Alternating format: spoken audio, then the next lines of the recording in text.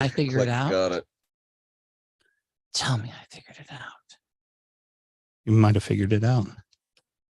Might have figured it out. Okay. So we are almost live. Yep. We are live on the Twitches, the Twitters, the YouTubes, the Facebook group, and the Facebook page. Do you want to see a man from a fantasy place called Narnia be suddenly very, very happy? Was Southampton get promoted apparently? No. Brad, Paul's going to be a no-show. You get to cover Brighton. Man. It's a shame they didn't get to Europe. It might be the proudest moment as him as a Palace supporter. And that's what Paul gets for not coming. Yep. Paul deserves every bit of it. I am team Years in a Palace. row. Mm-hmm. Why do we even hang out with that guy? Well, the last year was because I had the brilliant idea of feeling sorry for Paul and Danny for having to sit through the entire fucking thing. Mm-hmm. And I decided, let's go in reverse order because that'll be nice. Let's be nice people. And I know that Fulhamish. And I know, yes, be Fulhamish. And I know that there are people like that, like Simon are gluttons Fulham. for punishment, and they'll stick around for the entire fucking show because Fulham, as an Arsenal supporter, he needs to talk about himself and his club, and he will wait 8 hours to fucking do it. So I was like, okay, we'll do this. This will be great. And then the problem is that I forgot the entire rest of the bottom end there typically disappoints. And we couldn't get Mark on, and Mark's doing the mute button thing, and Smokey couldn't get a good internet connection. He was in a fucking desert. And it was and then it started to come back to normalcy because we had Matt did the Billy Joel to all of their signings, which was fucking brilliant. And then Alan came proper because Alan's a fucking professional. And then there was Mark, our beloved Leicester supporter, who is a wonderful man. He's a wonderful man. He's not meant for talking. He'd do much better as a mime. He's just not meant for talking. And it got a little wacky. And then finally by the end, there was like Paul couldn't stay. Zach had a date. Like there was just like all the people, like all the freaking rock stars at the start of the show are like, I can't stay. I gotta go. This thing's going 8 hours. And then essentially Brad took over the show for us and helped us get it done. So worked out well. So we are back to normal. So I do not blame, that's a long way of going about it, but I do not blame Paul for last season. I blame myself for last season. By the way, Mm-hmm. I think Christian just accidentally insulted us. Okay, cool. What do you say? He said it's gonna be lonely in here, the chat. Uh-huh. So is he insinuating our only other fans are the ones on right now? Yeah, pretty much. And If he didn't pay for it, I'd be a little perturbed. But since he gives us the money, well done. not wrong. Definitely not wrong.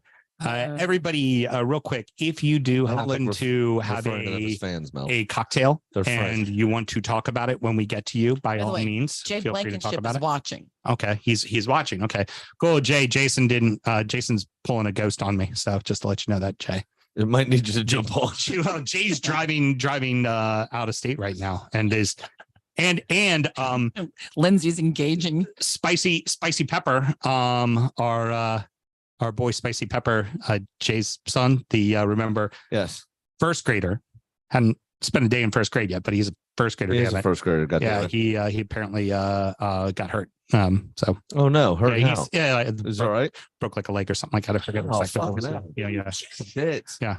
I remember Jay sent me a text. It's been a day for me. So Your children.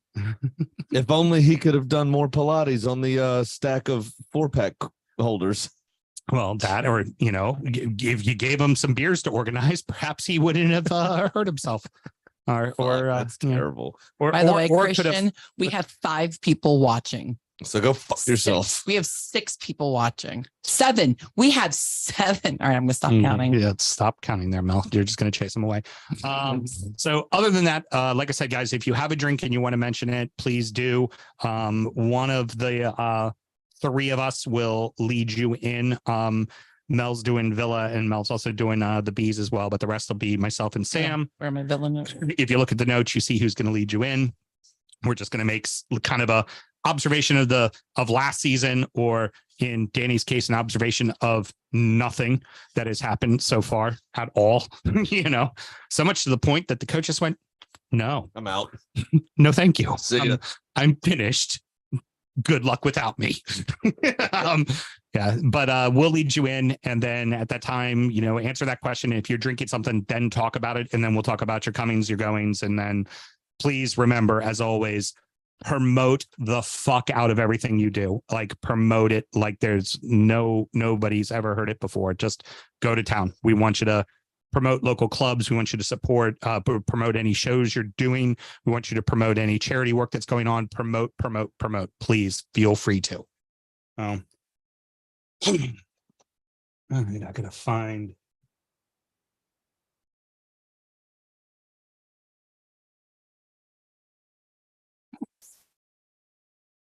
He has a broken femur, and they didn't. Jesus. And they didn't even give him a cast for his friends to sign.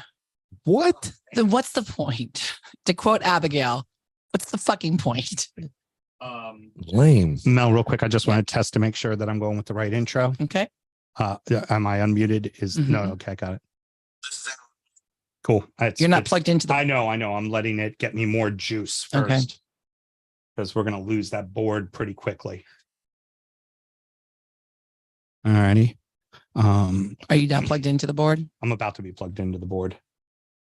It's just I can't because I got to unplug the power because you hear that.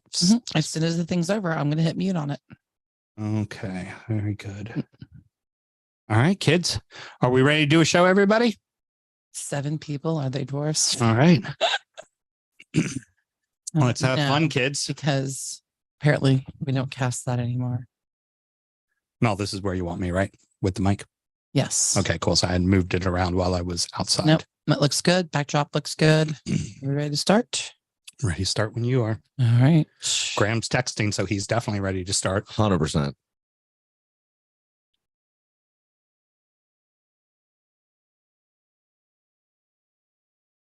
This is Alan with Tune Army Baltimore. A gooner and a toffee walk into a bar. Decided to do a shit football podcast. You're listening to the DU Football Show. I mean, it's the original and it's the best. And it's what we have to open with every year for this show. Yeah, might as well be. I mean, we do have to keep your replacement in training. That's very important. 100%. He needs to be trained up. No, he doesn't need to be trained up. He knows what he's doing. I don't think he does. Does it better than you. That's not He true. really does. Not true. Let's start the show.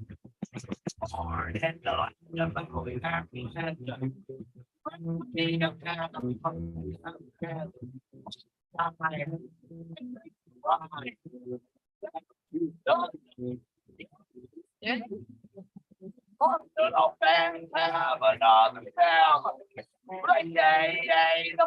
gooner Graham, son of a lord, was great and short. Sam Graham, Sam Graham.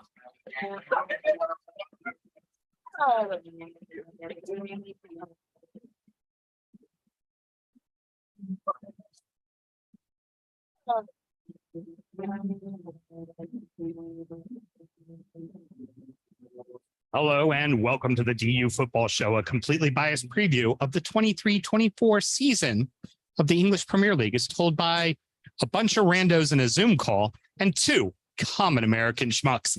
I'm your host, Sam Huston, and across the way from me, always on his phone, always texting somebody. That's right. My co-host, Mr. Samuel Graham. Sammy, how you doing, buddy? Doing well. Best hair in the business still. Well, preseason's fucking over. It's That's time right. to be on our It is game. fucking go time. It is go time, baby. Are you What do ready? you say? Are you ready? Go fucking go. Let's just go. Yeah, exactly. And of course, on the 1s and 2s, producer Mel. Producer Mel, how you doing? Yeah, apparently somebody forgot it's not the preseason I know. I need to remember. Now that I have the power to unmute myself, it's strange. By the way, Jay says that if Jason doesn't show up, then call him and he'll fill in because he's quite Fulhamish. Okay, love it. See, always getting it done, the Fulham crew, Always. Well, get it just done. Just like the doctors will virtually sign the cast. We are recording at the DU Public House just outside the nation's capital. You can find us wherever you listen to podcasts. And we record live every Monday night, except for when producer Mel goes to Pink shows. And then we do it on Tuesday nights like tonight. Yeah. Should you want to chat with us, there is many ways that you can. Mr. Graham, tell the good people how they can get in touch. Absolutely. It is at DU Football Show on all the social medias and dufootballshow@gmail.com to get in touch via email. Or, as I always like to say, you can just Zoom your happy ass in, which is the case with this bevy of idiots that are here today. Hi, everybody. How's it going? Yeah, This very good. foul jamboree that we've got going on here. You know, it's just going to be 2 hours of everybody explaining why City's going to win another title. Sam and myself both work in the wine and spirits industry and both have a deep, passionate love for all things distilled spirits. So as the red-blooded Americans we are, we about to have a drink in our hand throughout this show and every single show. Yeah, Sam, you weren't ready for me to take a pot shot at you. Mm-hmm. That's okay. You'll choke and lose it anyways. Sam, what are we drinking today? Some piece of shit whiskey out of Oregon. We have one of yours, actually. Westward Whiskey, the Milestone American Single Malt. This is a Solera aged whiskey. So you have whiskeys that are between 3 and 20 years old, all in here. Also, why there is no age statement on this bottle. Actually hasn't been released yet. So we wanted to start with a bang, and part of the cool shit that we get to do in our jobs is we kind of get stuff before it comes out sometimes. So yeah, this is what we have. It will end up running you somewhere around $250 on the shelf. Yep. And Solera cask, the way that works is you have new oak at the top, and then there's used oak as it goes down, and the bottom row is sherry, hence the Solera. And what you do is you basically continuously mingle all the different barrels together. And as long as the bottom level of barrels never goes below 50%, which of course they make sure it does not, you have the oldest molecule of whiskey and the youngest molecule of whiskey commingling together. And there is upwards of 20-year-old whiskey because the Westward as a brand has been around for 20 years. Yep. And the other thing kind of worth mentioning, this is not at a barrel proof, and there's a reasoning behind that. 20-year-old whiskey, Right. You need to soften it out. It's going to be Also very young whiskey. Right. So you need to soften it out a little bit. This is the same thing that happened when we did the top 20 list from last year, the Middleton's 2022, which had 30-year-old whiskey in it. So that's going to be the case. Absolutely. So Sam, first time tasting it. What do you think? That's delicious. It's soft on the palate. A lot of caramel up front, actually, to be honest with you. Big time caramel. Does not drink like a Scotch would, which most of the American single malts that you've had given me on the show have drank more like scotches than they have American whiskeys. This very much kind of bridges the gap between bourbon and scotch, in my opinion. Obviously, you're not going to be able to try it for $250. You got to buy, commit to it. But it is fucking delicious. It'll be It's absolutely worth the money. In my marketplace. It's already kind of been pre-sold because it's with the people that have partnered well with the brand so far and things of that nature. But there are some on-premise establishments who have used this in cocktails, things like that. They will get at least a bottle. So that means then that they can pour it by the glass. So there'll be an opportunity to try it that way as well. And producer Mel, what do you think? It's a little hot. Preseason's over, sweet cheeks. We've got to get this shit together and tighten it up. It's a little hot for my taste, but I do like the little bit of sweetness on the back end, and I could sip on this for a bit. I want some. Is it bad to want ice in this? Not necessarily. No, Okay. no. There was actually one of the whiskey groups that I was in. Somebody wanted to make it about themselves for a little bit, as groups are opt to do. And he kind of went into this whole diatribe about, oh, I'm so sorry I offended people that I drink my whiskey neat. I'm so sorry. And I just put up a quote. And this is all my comment was. Drink your whiskey the way you want to. Dave Pickerel. Yeah. One of the greatest whiskey minds in the world tells you to drink whiskey however the fuck you want, drink it however the fuck you want. I mean, I'm going to look at you funny if you want to put ginger ale in this, but it's your goddamn glass. Do what you want with it. You know? I mean, now, if you want to put ginger ale to this, I'm going to look at you the same way I look at people that put pineapple in their pizza. Get fucked, mate. That's All right. delicious. I don't know what you're up against. But a little bit of water, a little bit of ice, not a problem with that. Come on. All right. But if you want to ruin cost per ounce, then that's on you. Very good. Now, Mr. Graham, what do we always need to make sure we do? Get ready for a feast of football. There we go. He was waiting to use his props. And what else do we need to do, Mr. Always remember to drink responsibly. Cheers, kids. Mel left these in here from last night. Yep. I heard. No, it's from Yeah. dinner tonight. Oh, it was Dinner from tonight. tonight. I had just enough time to eat. I'm eating dinner while I'm setting up the stuff.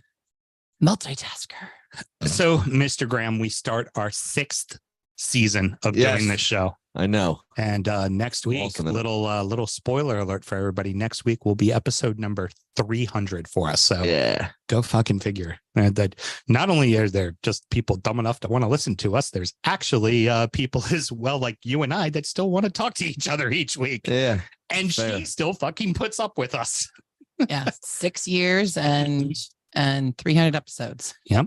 Mr. Graham, a little intro into what the 20 for 20 is that we do every year. Yeah. So basically, this is just our general preview, just a very quick synopsis of all 20 clubs, what they expect from the season, how their closed seasons have gone, the transfer windows, any craziness around the club, which obviously we'll come on to with Wolves here, as we found out some breaking news right before we recorded. But Breaking news, they did something. yeah, not what you would expected.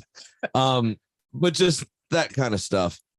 Basically just going through how the summer has gone and how everything is expecting and shaping up for the upcoming season. And we like to do that with a bunch of our friends who we've found and come across over the years in one way or another. A lot of them through Twitter, to be honest, because you really couldn't find Brad in person. If you met him, you'd hate him. But the And so it begins. But the whole point is basically just to hear essentially straight from the horse's mouth, right? Just to hear straight from the supporters of those clubs. And what do you think as a fan of that club, how your season's going to shake out? And of course, as always, we don't have a city supporter, so we're just going to make fun of them.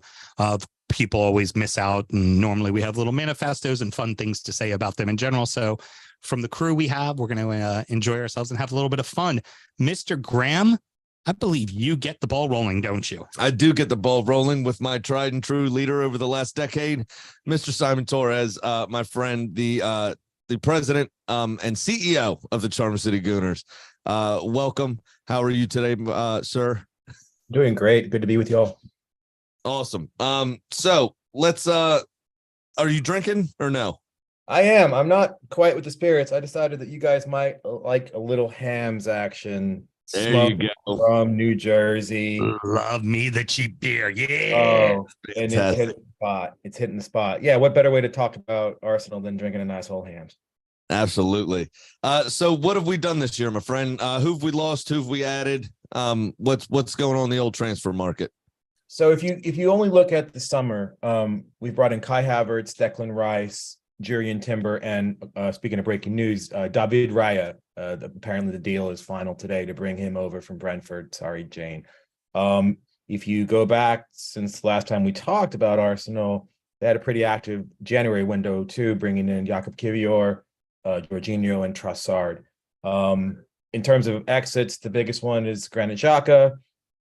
Wanted to go to Bayer Leverkusen. I think this was the deal that he had with Arteta when he stayed, that eventually he'll be able to go back to Germany while he's still useful. And it's kind of bittersweet because Xhaka had probably his best year in an Arsenal shirt last year. Kind of in a new best character arc in world football, one could say, over the if you take the 5 years as a whole. From being completely booed off the pitch and getting the captain's armband taken from him to the kind of just flat out emotional leader he was for you guys this last season. Yeah. Pretty incredible. His redemption arc was incredible, but he went out on it with a bang. He scored 2 goals against Wolves. Sorry, Danny, in his last game at the Emirates, his last game in an Arsenal shirt. Also breaking news somewhat, Matt Turner, USA #1, will be leaving, going to Nottingham Forest. I imagine that he'll be in contention mark for their #1 shirt. Austin Trusty is headed out as well. And then the big one that they're waiting for is Balogun, probably to either Monaco or to one of the Italian clubs. So all in all, I think form after things fell apart with Lukaku. Yeah. But huge for him as a person and now the United States national team as well. Agreed. To have a first choice striker playing in Inter Milan, I mean that's massive, to be honest. And then Pulisic making his way over to Italy as well. Yep. Yeah, the departures. I mean, I think the one that hurts the most is Xhaka. It'll take time for either Havertz or for Declan Rice to settle into that left 8 role, and it kind of will be by committee. I think with Gabriel Jesus being out for at least the first month, you may see what we saw on Sunday in the Community Shield against City. Havertz was kind of a surprise start up top. I'm sure Hiram can tell you all about Havertz's trials and tribulations as a number 9. But he actually played pretty well. He pressed and he led the line. He could have scored. He got on the other end of some good chances. So I think this is an Arsenal team that is on the up and up. They get younger, they get better. It's the narrative around Arsenal, of course, by non-Arsenal fans is that, well, they bottled it again. Well, you can't have it both ways. They couldn't bottle it and City be one of the best teams in the history of English football winning the treble. I think Arsenal punched above their weight last year. I think this may be a little more representative of where they are. They got, like I said, they got younger, they got better, and I think they're really ready to push City. We could talk about it in predictions if you like, but I have a good feeling about this team.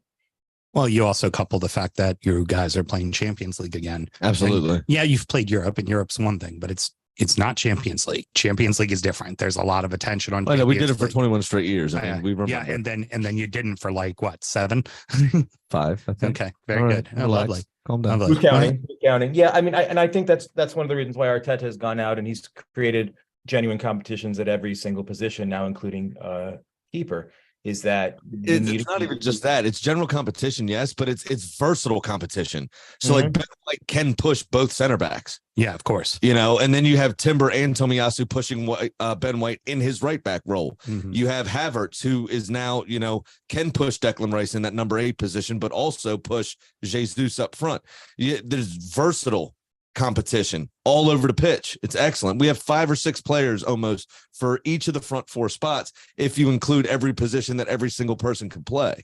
Yeah, and I think the real key and the unsung hero of the second half of last season was Leandro Trossard for me. I watched him at Brighton. He terrified me. He scored against a lot of people on this Zoom's teams, and he came into Arsenal and he did not miss a beat. I think he can play all 3 positions across the front. You run into these problems where you have to find a spot for him, but who's he going to displace? Who's going to replace? Yeah, exactly. I don't mind him being a super sub, but so moving on, last season, obviously Xhaka, huge, massive emotional leader, everything else by all accounts, was still a massive leader in the dressing room, despite having the captaincy taken off of him. What are our expectations for this season, Simon, now that the Manchurian candidate is no longer around and Odegaard actually has to lead for himself? I think Odegaard did a great job last year leading, actually. I think he's the kind of a quiet leader. He ended up with, I believe, 11 goals, 12 goals. And I think as Xhaka comes out, Declan Rice comes in. And I think Rice has that natural leadership quality. He was captain of West Ham for many years. So you have plenty of leaders on the team. It's just a question of how quickly this young nucleus can sort of coalesce into not only a title contending team in the Prem, but how well can they do in the Champions League. I think that's the real big test this year. Continue the progress. I mean, for as much talk as Arsenal has eaten shit at the end of the last 2 seasons, they went from 8th to 5th to 2nd. That promotes a lot of learning, a lot of growing, some hard lessons. And I think this could be the year that they do it. Yeah, fair enough. Is there anything you want to promote to round us out on the Arsenal segment, my friend?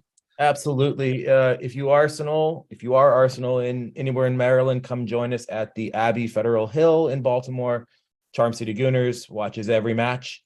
Doesn't matter what time, doesn't matter what competition, we're there. We are, I don't remember, we're on Cross Street in Federal Hill. Great Arsenal supporters group. I also like to plug our charity, the Craig Willinger Fund, Baltimore-based charity that sends kids and young adults recovering from cancer or other serious illness to the soccer match of their dreams. Have sent young people to Arsenal, Chelsea, Manchester United, Liverpool, World Cups, U.S. national team qualifiers. CW Fund does a great job. And we have our annual foot golf tournament coming up on October 16th. Dear David Geckel, now of relegated Leeds, won it last year. So hopefully this group can provide some competition and unseat Geckel's snarky smiling ass. Geckel's done well to get a mention on this. Yeah, he did. He worked himself into To be it. relegated Gone twice. but not forgotten. Very good. Very good. Awesome. Yeah, well, thank you very much, man. Really appreciate you coming on as always, and good to talk to you. Nice to see you, boys. Real quick, just to say to anybody who's listening, as far as supporter clubs go, and I'll say this very freely and openly, Charm City Gooners is what we should all try to strive to be. Yep. They are a right fucking proper supporters club. I mean, they do it well. They come proper. Everybody's, I've been in that room before wearing this kit, playing against them. And the room's always been, the right amount of ribbon and fucking with you and giving you a hard time, but also very welcoming and all just awesome people. So that is, I know you get enough pro Arsenal agenda and this is making your head fucking big. Well, but it's not, but it is. But Thanks, but boys. it deserves to be said. That is for damn sure. Producer Mel, the floor is yours. Hello, Villanista. See, we're so used to being muted, I forgot that to unmute myself. Oh yeah, me too. Me too. It's a Barbie's world. Her Highness, how the hell are you, ma'am? Very good. Thank you very much. And I just wanted to say thank you to the DU show for putting on an incredible tailgate. The Fulham fans and the Villa fans absolutely loved it. We had people from England who had only heard tales of tailgates and had an amazing time. We had people who now live in America and wanted their kids to experience a fully fledged tailgate. It was absolutely amazing. So thank you guys for all your effort and just for a great job. And, all the Villa fans loved it and thought you guys were epic. So thank you. Not to flex, but heard it was the best tailgate of the summer series. It fucking was. It was incredible. Flex away. Did it all by ourselves without any help from Fulham, and there's nobody here to dispute that. That's so rude after his son's leg is taped together with popsicle sticks and duct tape. I know. You can't do that. I know. So, Lindsay, how are you feeling about this upcoming season? Actually, very, very excited. Very, very excited. And a lot of posts I see as well. A lot of Villa fans are very excited, and not in a cocky way, but just in a way that it feels nice to be a Villa fan right now, having gone through some struggles for a few years and getting relegated, then getting promoted and staying up. Just very wildly, but feeling excited. Do you think playing in Europe is going to be too much of a distraction for the rest of the season? I don't think so, because I think what I'm seeing is Emery is making sure that he's building a team that, will be able to, so he can field players for Premier League, Cups, and Europe as well. Good. And who are you most excited about that got brought in? It's a really tough one, but I would probably say Diaby. Ooh, I want to dance with DRB. I want to get a goal from DRB. But, honestly, all three. Brilliant. That's not bad. That's all right. All three signings, Tielemans, Torres, and DRB are really exciting. But I think just kind of seeing Diaby's creativity and, what he is capable of, I think that brings some excitement to the team. And how do you feel like your close personal friend, Tyrone Ming, is prepared for this season? Well, my close personal friend Mings, who touched me on my shoulder and on Friday night, and then on Sunday, he was walking over to the crowds, and once we called him, he was walking to you. He was walking to you directly.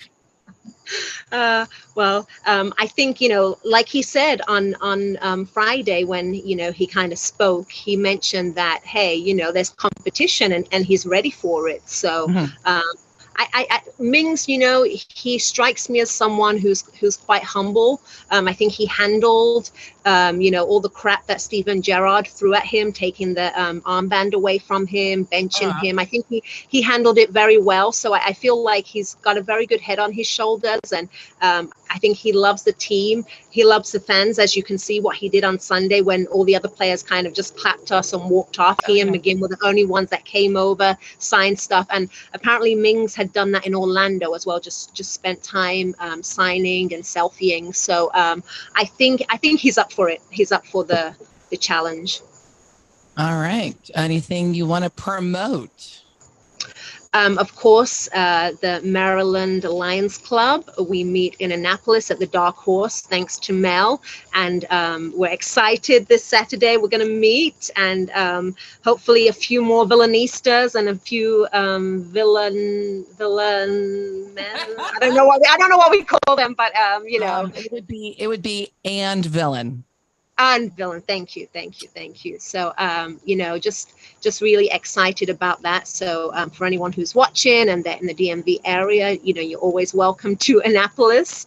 And, so, and of course, a charity that we support here at the North American Aston Villa fans is Acorns, children's charity back home in Birmingham. And at this year's annual meetup, Tom Hanks signed a shirt signed by Tom Hanks went for I think like $5,000 or $6,000. So that was awesome. You just snagged a pretty good item.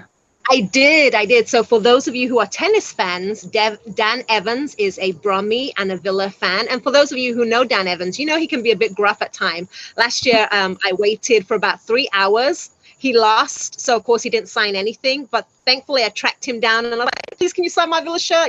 It's for an auction." And he was like, "Okay, give it here." Quickly signed it and then ran off. But this year, he beat Francis Tiafoe in the quarterfinals. I'd already seen him earlier in the week, and I said, "Up the Villa, Dan, can I get a selfie?" And he got a selfie with him, and he half smiled. But this time he beat Francis Tiafoe. Thankfully, I was able to get like real courtside. And I was like, "Hey, Dan, I didn't even say like congratulations, great job. I just led with, 'Hey, Dan, do you have anything that you could donate for the Acorns auction?'" And I mean, without hesitation, he's like, "Well, I can give you this shirt here. It's a bit sweaty." I said, "I don't care. Give it to me." He signed it, and I was like, "Thank you so much, Dan." He's like, "Yeah, okay." I was like, "Thank you, and excellent job, by the way." So really excited. And then he went on to win the City Open. So that's cool. That's great. That was DNA the on it. price went up. So. Perfect. Also, real quick, Acorns famously still helping Jack Grealish figure out how to read. And by the way, Mel. Yes. The villains are villainous. Okay, they're villainous. They're villainous. Thank you, Your Highness. Thank you, guys. Excellent. All right. Well, unfortunately, Zach could not join us tonight. Zach did join us the last time. Zach was the one who had a date, and I'm not going to begrudge a man an opportunity to go on a date the last time. So he wasn't around for last year's one either, but we'll try again next year. So I'm going to go ahead and talk about Bournemouth, the Cherries. Big things is that they did part ways with their coach that kept them up, who I believe is now going to be the Wolves coach. Potentially. Yep. And so they did sign a new coach. And as far as what all they brought in Hamed Traore, who's a outside winger to kind of help with things. From Sassuolo, from Italy. Roman Fare is also who they brought in as well. And looking through here. Please, Favre. Okay, fine. Please. Okay. If you're going to say it sexy. The French language isn't there to be butchered, my friend. It's there to woo. Graham, we already know this year I'm doing the drunken transfer recap. I'm already have problems with pronouncing names in the first place, and we're going to get me, because you blackout drunk is one thing. Me blackout drunk is a completely different thing. Might thing. have to start on Sunday. Yeah, no, it might take a little while. So I would say kind of the big thing for Bournemouth, just a personal opinion, is that they're making the moves to try to stay, right? And Yes. they have, it's a very fine balancing act that they have to walk, because they're just next to now Luton Town, the smallest stadium in the Prem. Mm-hmm. And there's a budget you have to work with it. Now there's good that there's new investment into the club, but it's still ultimately, you can't find yourself in a situation where if you go down, you then go all the way down because you threw all your money into trying to stay in the Prem. 57.8 million so far. Right. And I'm sure a loan fee, which obviously wasn't disclosed. So roughly 60 million they've spent on these players. That could have a lasting effect. Yeah, absolutely. Should they not stay up again? I think their biggest problem for Get them. Scott Parker back in there. Come on. Yeah, well, he's fun to look at. The one thing I think that ultimately falls for Bournemouth is they were just so streaky last year. They went on a run at the beginning of the season. They looked great, and then they just plummeted bad. Mm-hmm. And then they had a little bit of streak just before the World Cup, plummeted again, and then got it together in the end and found themselves safe. You can't constantly have that, up and down roller coaster. You could argue that's the normal, and this isn't even a dig. That's the old school Crystal Palace situation. No, not Back wrong. in the day. Not wrong, but I feel like they're probably safe because I think there are worse teams, but the sophomore slump for anyone who's just gotten promoted is real, and you see it happen every. We saw every Leeds. season. You saw it with Leeds. You saw it with Sheffield famously when they came up and finished in the top 10 and then completely plummeted. Yep. Huddersfield Town stuck around the first year, got just demolished the next year. So That started off this season pretty poorly as well under the old tutelage of Mr. Warlock. Yeah, very true. It's a Very shame. true. So let's go ahead and move on to the next team, and that is going to be Brentford. And typically our most devoted supporter of the show, Jane, who typically calls us at like 5 o'clock in the morning in fucking Australia. Upside down lane. She is unable to join us because she's currently traveling. For those who don't know, Jane is a very big name in the world of Australian wine, and is a consultant and works with farms on sustainability and all that kind of stuff. And so she is constantly all over the country, and she just wasn't able to join us today, unfortunately. She's got some shrimps on the barbie. She's no. Not doing No. that. What she does have coming her way very soon. Even Ray's embarrassed. Very. He's like, I'm embarrassed that I know you, dude. Ray's so worried about the light, he changed his background. Yeah. So Jesus Christ. We told him to get into a smaller space. Old Trafford. Yeah, Is that of it's falling down? and it's okay. Young Trafford will be playing there soon enough with Hey. Young Trafford will This be is playing at Old Trafford. Now absolutely terrible so far. the other big thing is she's going to be making it over to the East Coast here in the next year. Jane is? Yeah. Oh, hell yeah. We're already working on her in studio, and us all enjoying a bottle of Four Roses together that I owe her because it was Everton lost to Brentford, and we bet on it. Hell yeah. All right. That's amazing. So Mel, why don't you go ahead and chat with us All about right. Brentford? I promised I wouldn't try the accent because unlike Graham, I am respectful of the Australian culture. People expect certain things from me, and I just need to deliver at this point. Sobriety is Hold not on. one of them. Sam, you forget she's a white woman. She knows better than all of us. It's been a tough year for her. Since 2006. Hey lads, here's my notes for the show. I'm sorry I'm going to be traveling for work. Now, number one, looking forward to the third season syndrome. This will be the crunch season for us, hopefully where we make our bones. We were but fortunate with the arriving into the EPL as several of the top teams were in a rebuild, reorganize, manager merry-go-round phase. Now, every team above us, plus Chelsea, are set to fly.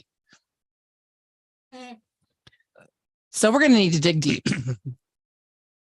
Just saying. Hiram's already giving us looks. Yeah. Number two, major outs.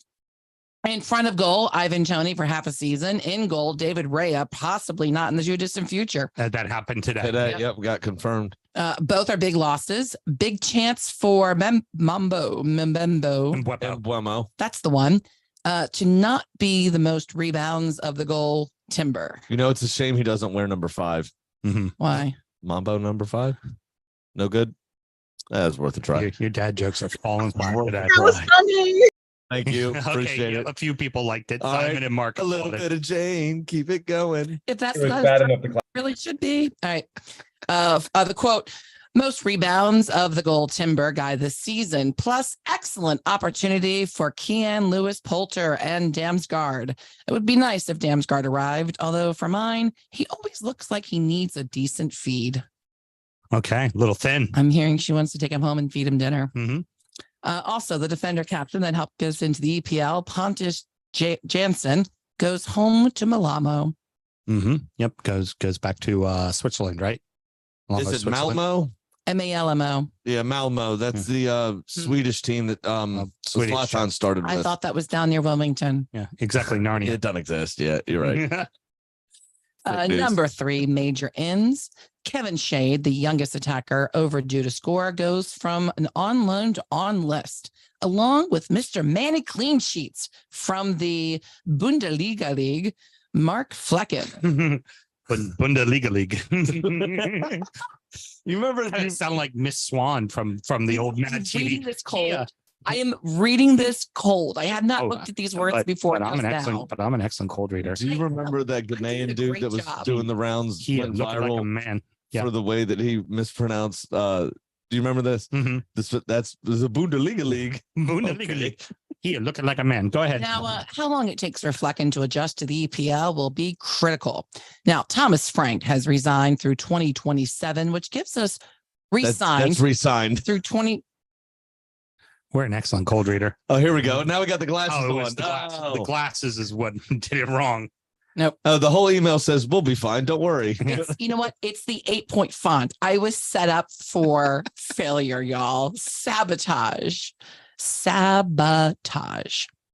Leave it to my wife to always find out a way to Thomas blame it Frank on has me. re-signed through 2027, which gives us great stability. So happy days across the board. Young Irish international defender comes in from Wolves, used to play with Ben Mee at Burnley. So good back row times there. So Kim comes in as a U21 South Korean international defender and may or may not make the A team this season. Now, how will go? Well, Jane will be thrilled to bits with finishing 10th or 11th, and she'd love to see Rico Henry get a run in as English jumper. By the way, the thread is on fire right now.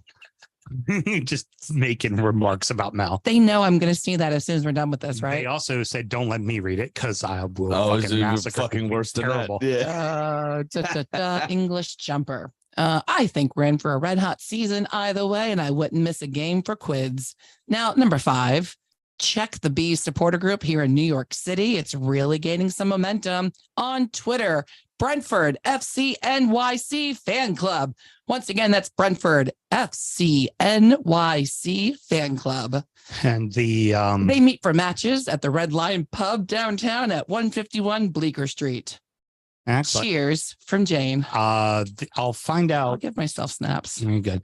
Brentford in I the don't USA. deserve it. Brentford in the USA on Twitter also is pretty active. Yes.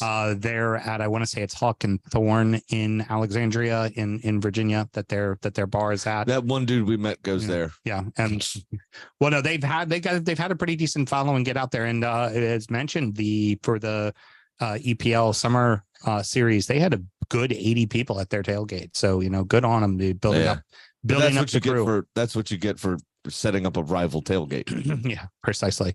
Very good. No Tickle me 300 no left up. Somebody does a fucking party like we do. All right. Well, boys and girls, we have a very, very, very special treat for you coming up here. Our good friend Paul Dorsey of the Stateside Seagulls is unable to attend tonight. Indisposed. And This is going to be great. Paul's always great, and I love Paul because Paul normally has this great frenemy relationship with a certain Crystal Palace supporter that is currently on the thread. But we did this last year, and I thought he did such a great job analyzing what Brighton is up to for the season. Ladies and gentlemen, Crystal Palace supporter Brad Parker to talk about Brighton, their arch rivals. We're the best. We are the best plastic team out there. I'm really excited for this year. We're going to Europe. We're going to Europe. So I don't really follow what they do that closely, but I assume they sold like 4 guys for 80 million each that we've never heard of.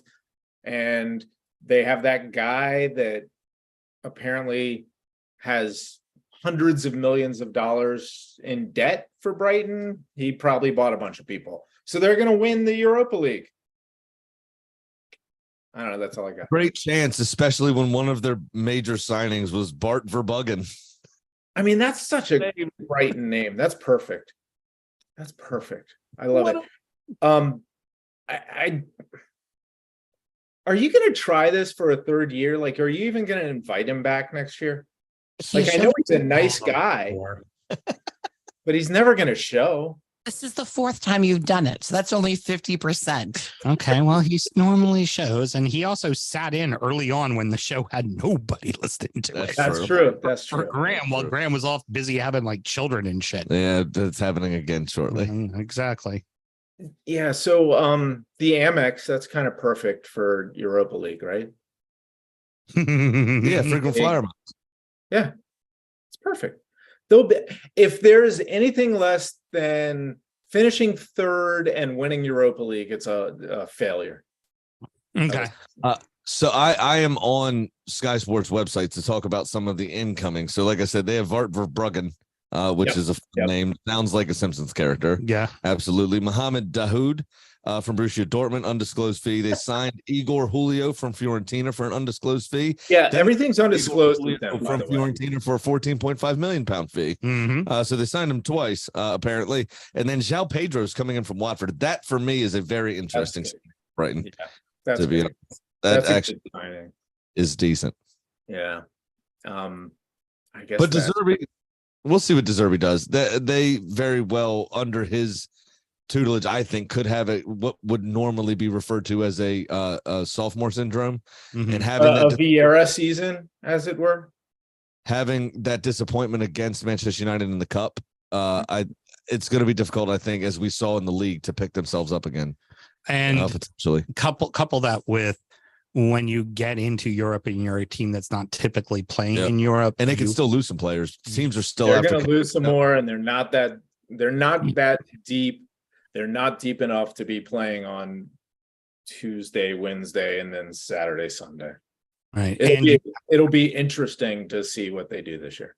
Yeah. And just historically, like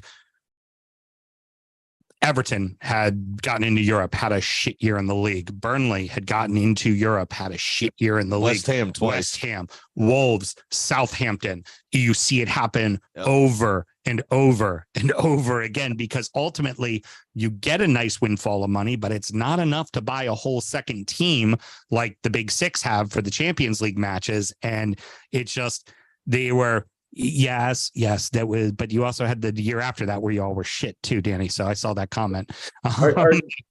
So does that mean Everton was in Europe the last two seasons? Yeah, yes, very much so. God, I only wish they were. Their manager thought he still was. Yeah, shit. Oh shit. Oh, Fat Frank. Yeah, God damn. I even DM'd Paul to ask him to be here, and he still didn't show. I just want to point that out.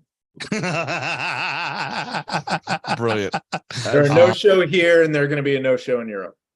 All right, there we have it. Well, Brad, excellent job covering your favorite club, Brighton. You know, the Seagulls.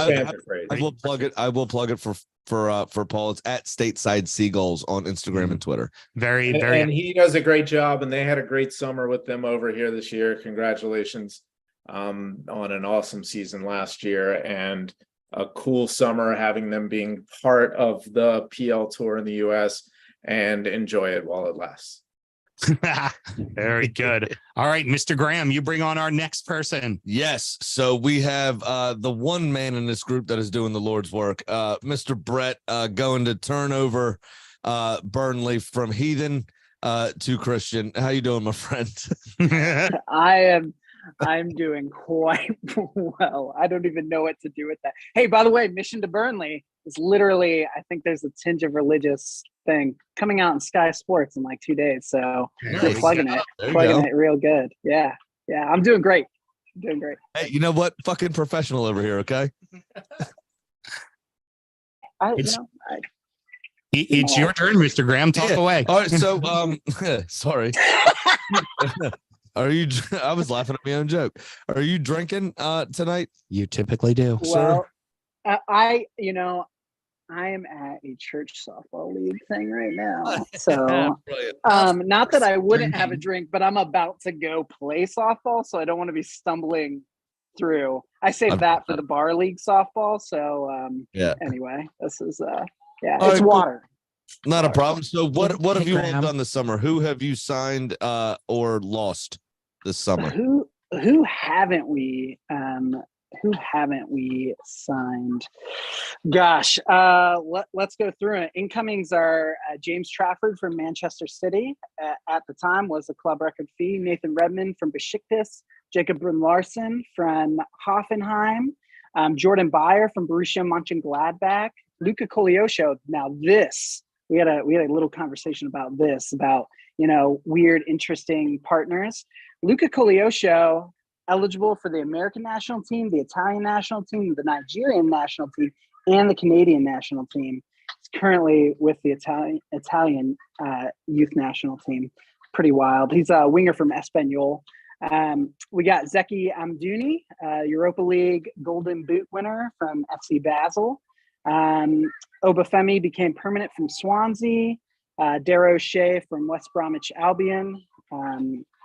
And Fab just said, the Don, the transfer Don himself, Sander Berge, home of the good Berge, is a done deal from Blades. So I'm real stoked about that. So is Wilson Odebert from Troyes, who just got relegated to League Two. Outgoings, we lost Bobby Thomas. Luke McNally just signed to Stoke on a loan. We lost Ashley Barnes to Norwich. And then Fabrizio just tweeted out, our good friend Wout Weghorst is off to TSG Hoffenheim. So he's going out. So that's our incomings and outgoings. There's a lot more in the pipeline too, from what I understand. This is like, I think I said this before, but I'm having an aneurysm as a Burnley supporter, because in the past it's been Dale Stevens from Brighton. So I'm currently living my best life. Yeah. I'm currently living my best life. Yeah. So it's been a wild summer already. And, 16 incomings last summer as well when we got relegated. So yeah, it's a whole new look team. One quick question about a specific incoming, and that's Nathan Redmond. Do you think the brain himself, Vincent Kompany, took on Pep's advice in signing Nathan Redmond after that? What was it? Carling Cup performance City put in against Southampton, and Pep was coaching Nathan Redmond after the fact, that in his press conference said something along the lines of, I love him as a player. He's one of the best players I've ever seen. Yeah, I wouldn't put it past Pep and company actually eat together pretty often still. I wouldn't put it past him. But that just means we're going to be taking Tim Ream here soon too, because we all heard what Pep said too. So we're just going to have a bunch of geriatrics from Pep. Pep's like, oh yeah, I love these old guys, so it'll be good. But I think Redmond will be a solid squad player and a good bit of experience. He'll be a good guy to have around the dressing room for sure. All right, moving on. What are your expectations for the season, you think?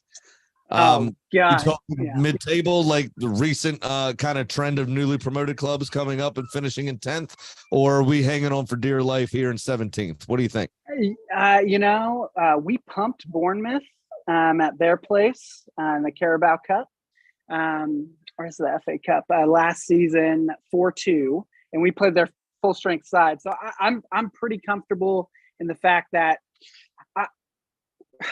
realistically, I want like 11 to 15th. I'd be super happy. Great. But everything in me says, I want Europe, baby. Let's go. I want big brain Vincent Kompany to take me to the moon, Dogecoin to the moon. That's like, I'm here for it. I'm here for it. Is Craig Bellamy still his assistant? He is absolutely still his assistant. And he's got,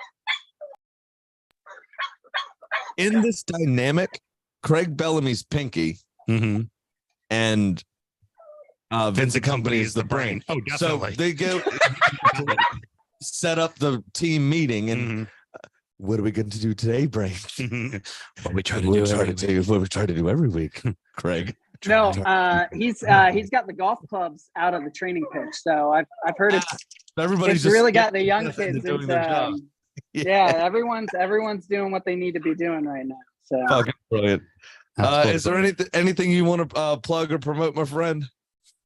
absolutely. NORAM Clarets on X or Twitter.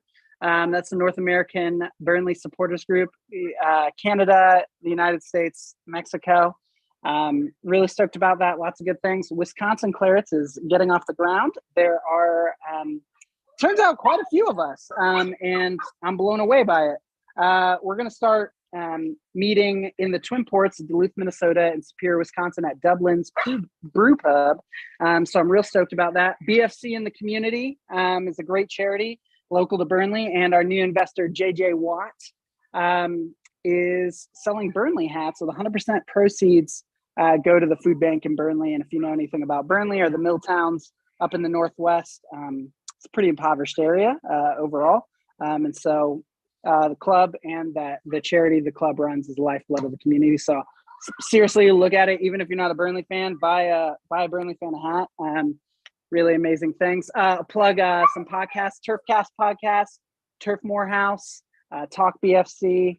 And I just wrote I think a great piece, a sacrilegious piece with the Pope holding the communion host of Nick Pope for a page called Overthinking Football. And I did a deep dive into the tactics and statistics about this new look Burnley. So if you play fantasy at all, check it out. Overthinking Football. Give us a link of that, please. Yeah, I'd like fantastic. to read that. Yeah. Yeah, I'd happily do that. Awesome. Thanks, man. Yeah. Fucking Cheers, thanks. J.J. Watts starting shit. And Hey. now Brady owns part of Birmingham City. And Russell Westbrook owns part of Leeds. And did you see his face at the weekend when their terrible performance?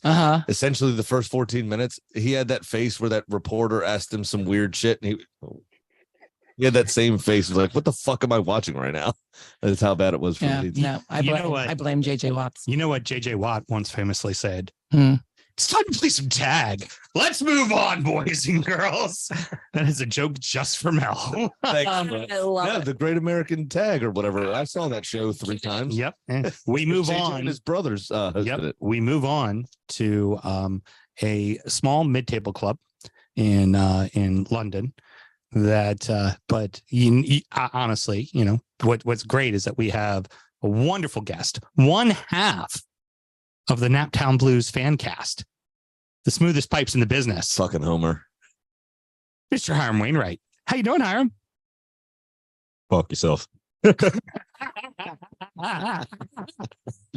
Oh no, I'm doing great. Can't complain. A lot of ins and outs going on with the club, but then again, we got to fix the shit that happened last season. So yeah.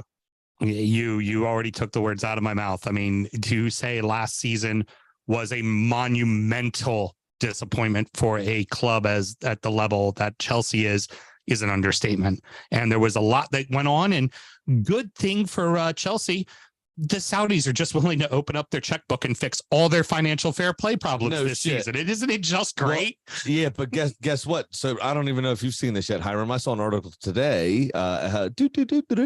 Breaking news when it feels like breaking. That Chelsea now face an investigation from back when Roman was in charge. Oh, shocker. Yeah.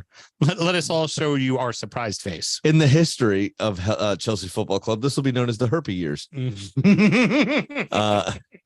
You might think it's gone, but occasionally it'll flare back up. It just keeps coming back. It just itches. Never goes away. All right. So, Hiram, who are the major incomings and major outgoings?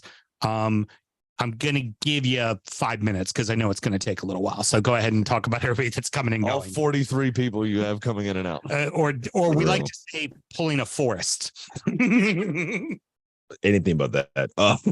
No, we definitely have some great attackers and Nick Jackson, who I think had a phenomenal preseason. He'll definitely be someone to be on the lookout for, especially because like after seeing him, I think in 3 matches throughout this preseason, he had scored like 3 goals and had like 2 assists or something like that, if I'm not mistaken. But I think he's going to be a great addition for our forward attack. Outside of that, of course, you have a bunch of young talent. I guess the what's it called? The Chelsea staff were just playing FIFA and looking at all the young prospects, going off from there, just going to see who's there. There's Axel Are they Diassi coming young? from Monaco. Hey, What's Kramer, that? are they young and fresh? Young, hot, fresh. Pretty Young very, hot freshers. very fresh. Do any of them skate or promote at clubs? No, they're That's- not legal yet, so no. That's a deep cut. But outside of that, of course, the obvious Christopher Nkunku, who became our attacking mid, but now after recent news, he's going to be out for 4 months. So that's a big fuck you to Chelsea after that. With that, of course, there's 100 also million pounds. we can't get anything right at this point. I hate to laugh because I hate when players get injured. That's not a thing I like to do. It's not okay. But because it's Chelsea, because it's Todd Bowley, the amount of money they spent on him, it is fucking hysterical. Honestly, I guess this is payback from the Roman Abramovich years or whatever. So with that, basically, like of course, like we have some past players that we already had pre-signed, like Malo Gusto coming in from Lyon. We also have a couple of Brazilian talent like Angelo, who just got. I think they just announced that he's going to be on loan to Strasbourg, if I'm not mistaken.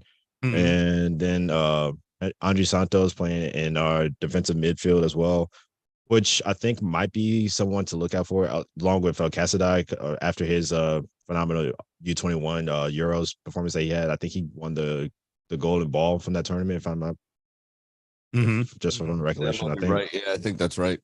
Yeah, but again, young talent. I'm kind of hesitant on it, but I think there should be someone to look out for, especially because literally in our departures, we sold the entire midfield unit in entirety. So we had Kai Havertz. He's gonna go do the same bullshit that he did in Chelsea with Arsenal now. So good luck with that. That proves a consistent coach. Mason Mount, who didn't want to be second fiddle to Nkunku because he thought that being a Man U behind Bruno Fernandes would be much better. So go fuck you.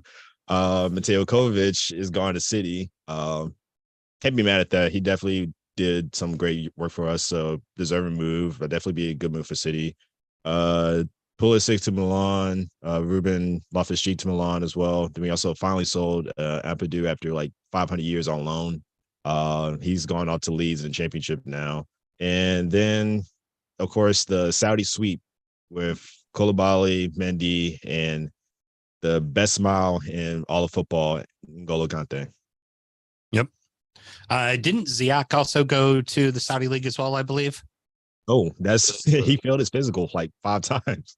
Oh no! Yeah, no, Riyad Mahrez. He's City, and I thought Ziyech was on the block, but like Hiram said, he failed his medical a few times. All right, so Hiram, that being said, obviously expectations are always high at Chelsea. If it's not Europe, you've done fucked up. If you're not already in the top 5 by the first 2 months of the season, this coach will get the axe. It is just what Chelsea does.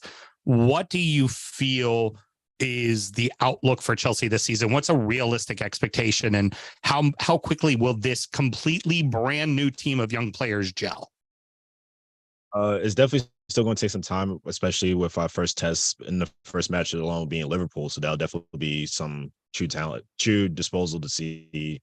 But generally, I will want them to be, of course, top 7. Ideally, like 6th or 5th spot will be a good spot for us. But if we're being realistic, we might not even finish within a Europe spot, maybe 8th or 9th, just because we still got to get that cohesive unit going, that chemistry. But again, I'm optimistic. I want to say we can win the Prem, but we all know it's going to be City. Let's just be real about this right now. That being said, I also want to make a note that you have the former Spurs manager in charge. So, Yeah. I mean, you don't really win things when you come from there. So I think ultimately the biggest question with Chelsea is how much patience is there?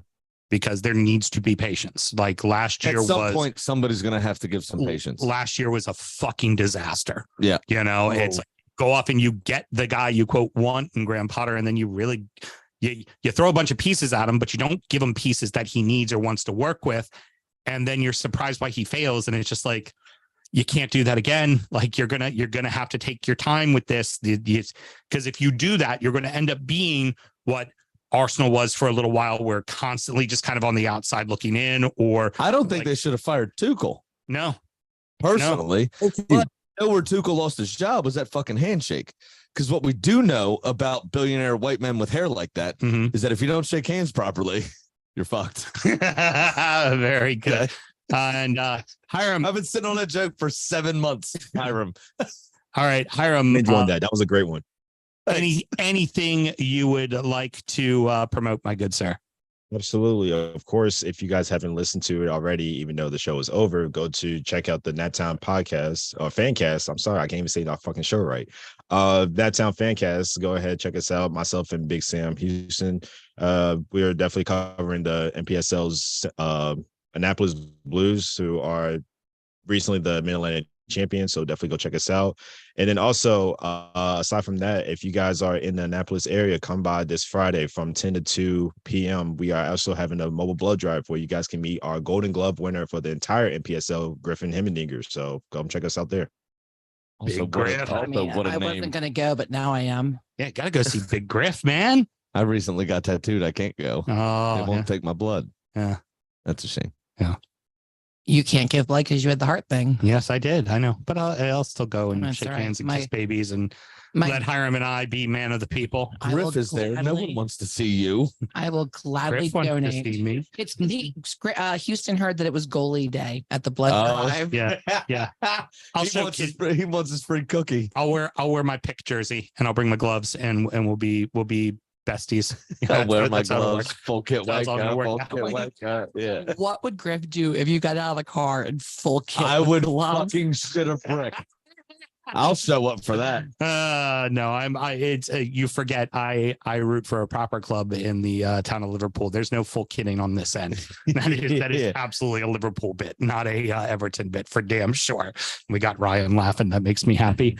All right. Well, then, Mr. Graham, I pass it over to you. And someone who hasn't spoke yet tonight that's getting ready to speak for the first time. For the first time, yeah. The very first time. I do want to just send you my sincere thank you for coming and just let you know that you look great in green.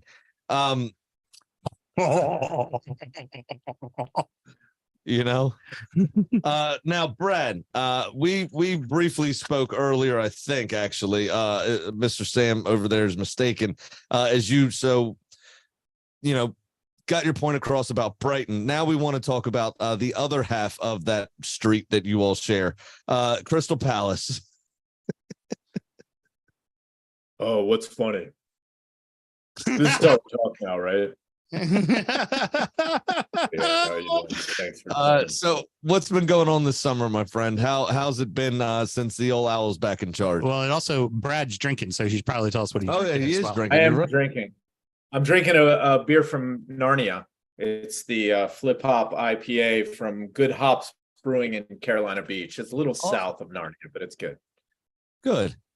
That's great. First I just want to say thank you to Big Sam for the flawless producing that's gone into this show. And I just feel really bad for producer Mel clearly losing her position because the emails, the beginning, everything, it's been perfect. You're doing a great job. I'm proud of you.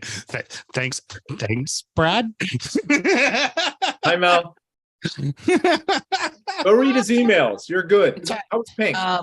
Rob sent me a text message going, sorry I missed the Zoom last night. How did it go? Jeez. That's awesome. I'm never gonna. So you want to know how our summer's been? Yeah, I want to know what little field mouse has the owl snapped up this summer. Wow. I don't know that he has. We know who's gone. Everybody whose jersey I've ever bought is gone. Zaha's gone. Luka Milivojevic gone. James MacArthur gone. And now, as of today, Roy was on TV in Norway because he speaks like 27 languages, and he said that our keeper Guaita is refusing to play. Hasn't played all summer for us. Apparently because they told him that Sam Johnson was going to be the number one going into the season. So he doesn't want to risk anything and wants to leave. So that's up in the air now. We went from having 3 really good keepers 6 months ago to now having 1 and 1 on the way out. Who was the out picked up? We got Jefferson Lerma on a free, like the day after the season ended. And then we didn't do anything till this week.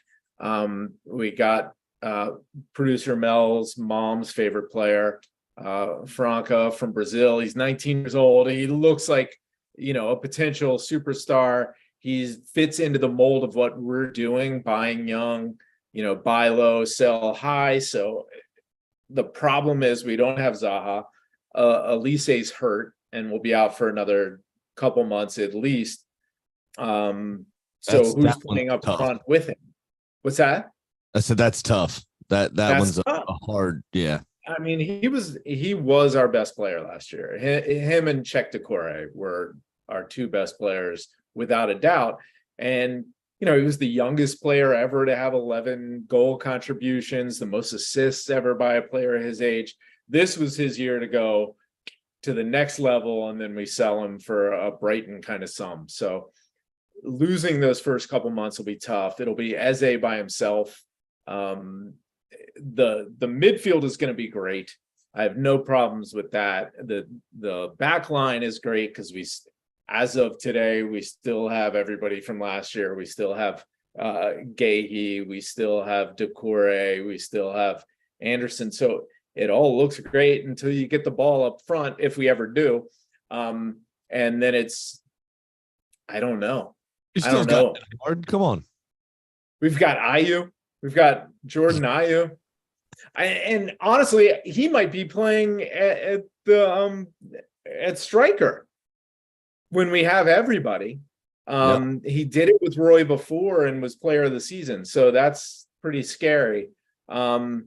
If that's where we are, we have Edouard and we have Mateta that can do it. But if you have one guy on the wings that's not hurt, what are you going to do? I think you have to stick him up there. There might be some guys coming up from the academy. There's a couple of good players there, but I don't think they're quite ready. So I don't know. I'm afraid, as always with Palace, how are we going to score? And you take Zaha and Elise out of the equation, and it's a big problem. Yeah, I mean, Eze, when he came back from his injury last season, was fucking brilliant. And you would hope to stay fit and really, almost like Zaha did in that respect, and take over this team and do that. But at some point, if you all are going to, push through that glass ceiling of ninth, over the last 8 years or so you've been in the Premier League, you're going to need somebody other than one fucking player to do it. Yeah, perpetually 11. Yeah. Oh, we're always 12. Really, I don't know how you're going to do it with losing Rob Street. I mean, what a guy to have leave the club. You had to bring it up. You had to bring that up. We kind of covered it there a little bit. What are your real expectations for the season? What do you think is going to happen here? Yeah, I'm a little afraid that teams that are behind us might go past us. Teams like Chelsea, they could go ahead of us this year. They're that good. They could actually pass us. We said it last year when Roy came back and people were saying, are they going to go down? Are they going to be in 17th? No matter what happens, we seem to always end up in 12th or 14th. So I'm gonna hope we tread water at the beginning of the year and Elise comes back and him and Eza play the way that they can play, and we'll finish 12th. Brilliant. Best case scenario, he comes back early. We do sign a striker in the last couple of weeks. You know, we have some links. We're going to get Lewis Hall on loan from Chelsea. It looks like he's going to be a hell of a player, I think. But we're going to count on some teenagers this year, which is that is, joking aside, that is a well-trodden path. The Chelsea to Palace loan. Oh, yeah. I mean, Loftus-Cheek, you had Conor Gallagher. I mean, some of your players of the season, had it not been for Zaha, just excellent. Hopefully that can come through for you, but everybody can't finish in 12th, so good luck, mate. Here's what's going to happen. Our best case scenario is we finish 8th, Brighton 9th. And the real scenario is we finish 12th and Brighton 7th out of Europe. Right. I gotcha. Anything you'd like to plug, my friend? Yeah. So our home pub in the DC area, Ireland's Four Courts in Arlington. I don't know if you heard, last October, a car drove into the pub, set it on fire. It was a disaster. It was brutal. There's been a ton of support from a bunch of the supporters groups in the DC area. I heard from Dave, who runs the pub, this week, and they are looking to be open for Labor Day weekend. So great news for them. We love that place. The people that run it, everybody that works there is amazing. They've been fantastic to us throughout the years. As soon as you hear that they're opening, everybody get out there and support that place. They've lost almost a year of business right after COVID. It's a neighborhood pub. People love it. They support our sport. And we just want the best for them. So get out to Ireland's Four Courts as soon as they're open. Absolutely. And, that heartwarming story that you just told, which is, very unfortunate, but how they are part of your community, almost makes me feel bad about making a senior citizen driving joke with Roy Hodgson at the helm of your club. And so I'm not going to say it, but just know that I thought you were going to say me driving up to Virginia. It was locked and fucking loaded, but now I can't goddamn say it. Okay. You ruined it. Thank you very much for coming. Thanks, guys. Thank you. All right. So next up is the fucking Blue Wank Fest. Okay. Well, first and foremost, there's going to be one rule. Ryan, Sam, you are not allowed to look each other directly in the eye and have conversations, or this show will run for 2.5 hours. I was going to go to the bathroom, so there was no chance of it. Very good. Anyways, it is time to talk about my beloved club, Everton. Ryan, real quick, I just wanted to point out to you right back here. That's another press pass, by the way. I seem to collect them like baseball cards. How's your world been? And just, that's how it rolls. Just I collect press passes because it's what I do, as a member of the press. Well, I scout. So that's the difference. Very good. Good, sir. We were told about 2 months ago that there was going to be massive changes to our board within 48 hours. 2 months later, Bill Kenwright is still in charge. And if it wasn't for us, everybody would be paying attention to Wolves' absolute shit show right now. But no, there's us with an FFP hanging over our head and a few moves, not a lot of moves. Wondering where the money is going to come from, what this team is going to be, barely escaping relegation 2 seasons back to back. Who are we bringing in? Who's gone away? And we'll just talk all things Everton, please. Yeah, I mean, we haven't done a lot of business because there is no money. It's not a financial fair play circumstance at this point as much as it's just a cash issue. We'll get to that in a second, but our business reflects that. So, the losses, I mean, no one that played a significant role. Yerry Mina's a fantastic player, but ultimately who couldn't stay healthy. So is he a loss?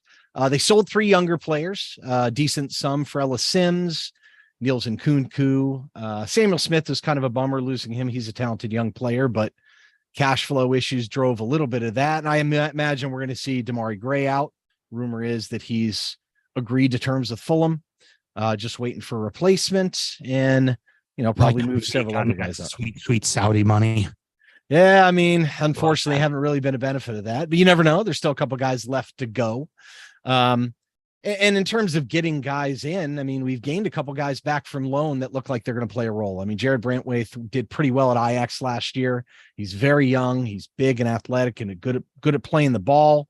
he may slot in at the starting side right next to James Tarkowski. We'll see. João Virginia's back on loan. He's probably going to be the backup. That might be a little bit of a money-driven thing, but he's young. He's all right. The biggest acquisition, really, not the oldest acquisition, but the biggest acquisition was Dan Juma on loan from Villarreal. He can play a couple different positions, and Dyche has been playing a lot of 4-5-1 with Everton, but obviously he's a 4-4-2 guy or a 4-4-1-1. Dan Juma can be one of those guys up top.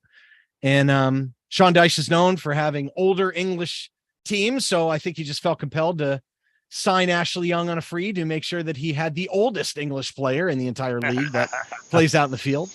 And as of right now, well, close. It's not Danny Ings. It's not Danny Ings. It's not. Ashley Young's 37 years old. So 48. She makes him older every week. And the sad part is, I mean, he may end up starting just because Mikalenko is not fit at left back. He's not even really a left back, but he did play some there for Villa. And I don't know how well he played. I don't think particularly well. But anyway, I don't know what we're going to do with the back line there. I think that's probably the biggest problem with Everton. But again, I mean, there's no money up front for deals until the deal goes down. And the deal that you were referring to, Sam, is the investment of MSP Sports Capital. And they've invested money. It hasn't gone through quite yet. Invested money into the stadium. The stadium should be completed middle of next season. So the goal here is really to get safe. Now, Company's House has a transaction listed on the 3rd. So within 10 days, we'll know all the particulars. But probably what is supposed to happen is investment in the stadium happens. They put a couple guys on the board. And Bill Kenwright walks off into the sunset and no longer is chairman at Everton. And hopefully some of the operational issues and especially the football structural issues will be solved. And there might be a little bit money to spend. I mean, they're going to have to bring in a right-sided attacker. They may bring in a veteran center forward. They did sign, I think today, it hasn't gone official, but it will, Youssef Chermiti, who's a 19-year-old center forward, who's a fantastic prospect from Sporting Club de Portugal, not Sporting Lisbon. Very careful not to say that. Yep. And I would imagine if they get another veteran center forward, because that's asking a lot for him, probably in the kind of mold of a target striker, maybe a defender. You got to hope that Sean Dyche and a healthy Dominic Calvert-Lewin hopefully keeps them safe. And hopefully Everton fans are not stressed all year about it. And I think that's the idea. Just make sure you're safe from relegation leading into next year. Take advantage in the new stadium. Hopefully MSP makes a big difference. I think they will. It's not hard to run a club better than the individuals that have been running it so far. So then why does Kenwright stay? Because you know that's going to fucking happen, because that's what we He do. won't stay. He won't stay. He's done, man. I want to believe it. I know. And the reference is that why would he have stayed? There was a bunch of board changes a couple months ago. Why would he have stayed? Farhad Mashiri mentioned that he wanted him to stay to help conduct transfer business negotiations, which we've done none of. So wanted to do another a run of fucking Cats in Liverpool is what we wanted to do. Produce another show before he headed out. Last question for you, and then we'll let you do all your plugs. There is a strike against us. We have been found guilty of an FFP violation. Is there any rumor on when we should hear about that? Because you would hope we know before the season. And if there's going to be a points deduction or anything of that nature, we're going to be the precedent that gets set for City. Fucking City better not be a points deduction. And then you'll see City not get a points deduction for their 114 inversion to our 1. But I'm not bitter at all. But where do we stand with that, Ryan? Well, I mean, first of all, City were just fabricating companies and raising revenue. Unfortunately, they got scot-free out of the European ban because of simply a statute of limitations, which is just absolutely ridiculous. But no, I don't think we'll get a points deduction. I think that the benefit of it is the club was working directly with the Premier League. Every year, clubs are required to submit interim financial statements, pro formas, that show the financial fair play implications of it. So I think it would be pretty dramatic if the Premier League, which said they were good with everything at the moment, suddenly reversed course and gave Everton a terrible punishment. And look, let's be honest, Everton has not spent anything over the last 4 or 5 years. I know everyone loves to make fun of big spending Everton, but Everton's like way bottom third in gross and net spend over the last 5 years. Everton really didn't spend outside of 17-18. Now they spent a ton that year, no question. Everton's issue. You're I the mean, Everton's issues are structural, obviously. I mean, you flip-flop managers, you don't have footballing identity, you don't have a true director of football that really runs everything. And I think we're hopeful that MSP will come in and fix that. But I don't see anything, Sam, a point deduction, that would be pretty dramatic. And I mean, look, it'd be one thing if Everton was still buying up everyone right and left. They certainly have not done that. Excellent. Ryan, please promote away. Tell everybody where they can find you.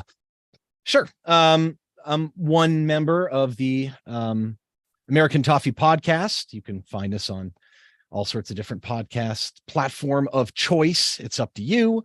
Also wanted to plug the North American Toffees too. It's a group that's been newly formalized in a different way. There's a membership out now with all sorts of cool benefits.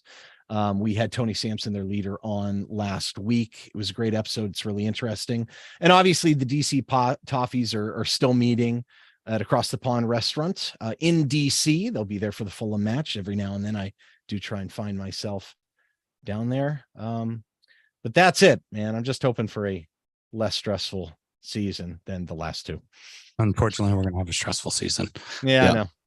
I feel like you are as well. Thank you so much. I appreciate it. And good job, Sam. No pot shots or anything. I'm proud of you. I wanted to give him his time properly. Yeah. But you can take pot shots now if you want to just kind of let him on. Such a god. I mean, you can't make it any worse for us anyway. I mean, my God. I mean, other than being relegated, where we'd probably cease to exist, probably. Yeah, hopefully Ken Wright can jazz hands his way into the sunset. And it'll be good. We are halfway point now, it looks like. And the good news there is that half these fuckers aren't even here to represent their team. So we'll keep it rolling. That'll be fast. And somebody wake Danny up. I forgot to give Jay a heads up. It's no longer the preseason, Mrs. Houston. I know. Fucking produce me, Jay, please. I mean, I only wrote this note.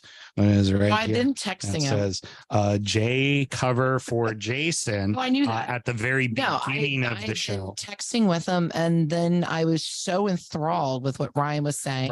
Brad was right. I do produce the show way better. Yeah, but Mark Turner says I'm his favorite. You're right. See, Mark, this is where it all goes horribly wrong. Is when we need her to produce. And so you need to stop talking because my job right now, I'm covering for you, woman. So you're all in the clear.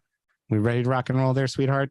Yeah, I'm just going to pretend I gave Jay the warnings. Okay, very good. good. Didn't get the messages because he's a Fenway. All right. Well then, Mr. Graham, please chat about all things Fulhamish. Please leave a detailed message. Oh, no. Leave it. Leave it in a voicemail. My earliest convenience. Okay, Thanks, go for it. and have a great day. The tone. Please record your message. When you have finished recording, you may hang up or press 1 for more options. Okay, who have you lost and added in your team here? Hi, Jay. And what are your expectations for the season, man? Jay's in line for ice cream. He said give him 5 minutes. Okay, well then we'll jump on to the next team. And I thought this was more fun. Are we still going on the voicemail? No, I still. Come on, fill it up. I would like to say, everybody, the irony is not lost on me as Graham wants to make fun of somebody for it going to voicemail when this asshole went on vacation in July and his voicemail is currently still, "Hi, I'm sorry, I'm away on vacation." I do it on purpose. Sam. Take some fucking pride in what you do. I'll just go to Liverpool. Fucking terrible. Second place salesman of the year so far. Good for you. Listen, I don't have time to be changing voicemails. I'm out there selling booze. Okay? There's only going to be one winner at the end of the year, and it probably won't be you. Let's go ahead and talk about somebody else who hasn't been a winner for a while. Liverpool. Ooh, that's a dig. That is tough. Oh, it's me. Hey, Russ. How you doing, buddy? Suddenly, is Russ asleep? Suddenly, Russ's screen went black. Yeah. But I make one pot shot at Russ, and suddenly he doesn't like me anymore. Wow. I think Russ just bounced. No, Russ he'll be back on. Everybody. My goodness. We were moving right along. See, there he is. He's coming back now. It's, again, amazing production. We are on fire. This is why we call it the 20 for 20 shit show. And that is why it is called this. If Ryan wasn't so interesting, I would have not been paying attention. Mm-hmm. Maybe I'm with the wrong Everton. Oh, we're just Russ. Maybe. Russ, buddy. Russ, you are okay. How are you? Still power outages problems. I got you. Well, those lights on, I can tell. Yep. What? So what's been going on this summer? You drinking first and foremost? No, tonight I'm going light, unfortunately. Topo Chico, sparkling mineral water. Okay. So I've got family that just arrived in, so I have to be somewhat coherent as I get them all checked into the house. Did they get blown in by the tornado, or was this a planned trip? No, this was a planned trip in from Minneapolis, St. Paul, and up from North Carolina. Awesome. Sounds great. So what's going on with Liverpool this summer? What have you actually done after you tried to sign Kylian Mbappe, which is the funniest thing I've seen for a long time? On loan, not sign, alone. Actually, we unfortunately this year we've only have 2 signings. Only West Ham have fewer than us so far. But on the outing, we had our 2 captains go with Hendo and Milner. And then we lost our 2 Brazilians with Fabinho and Firmino. And then our 2 injured reserve players in Keita and Oxlade-Chamberlain.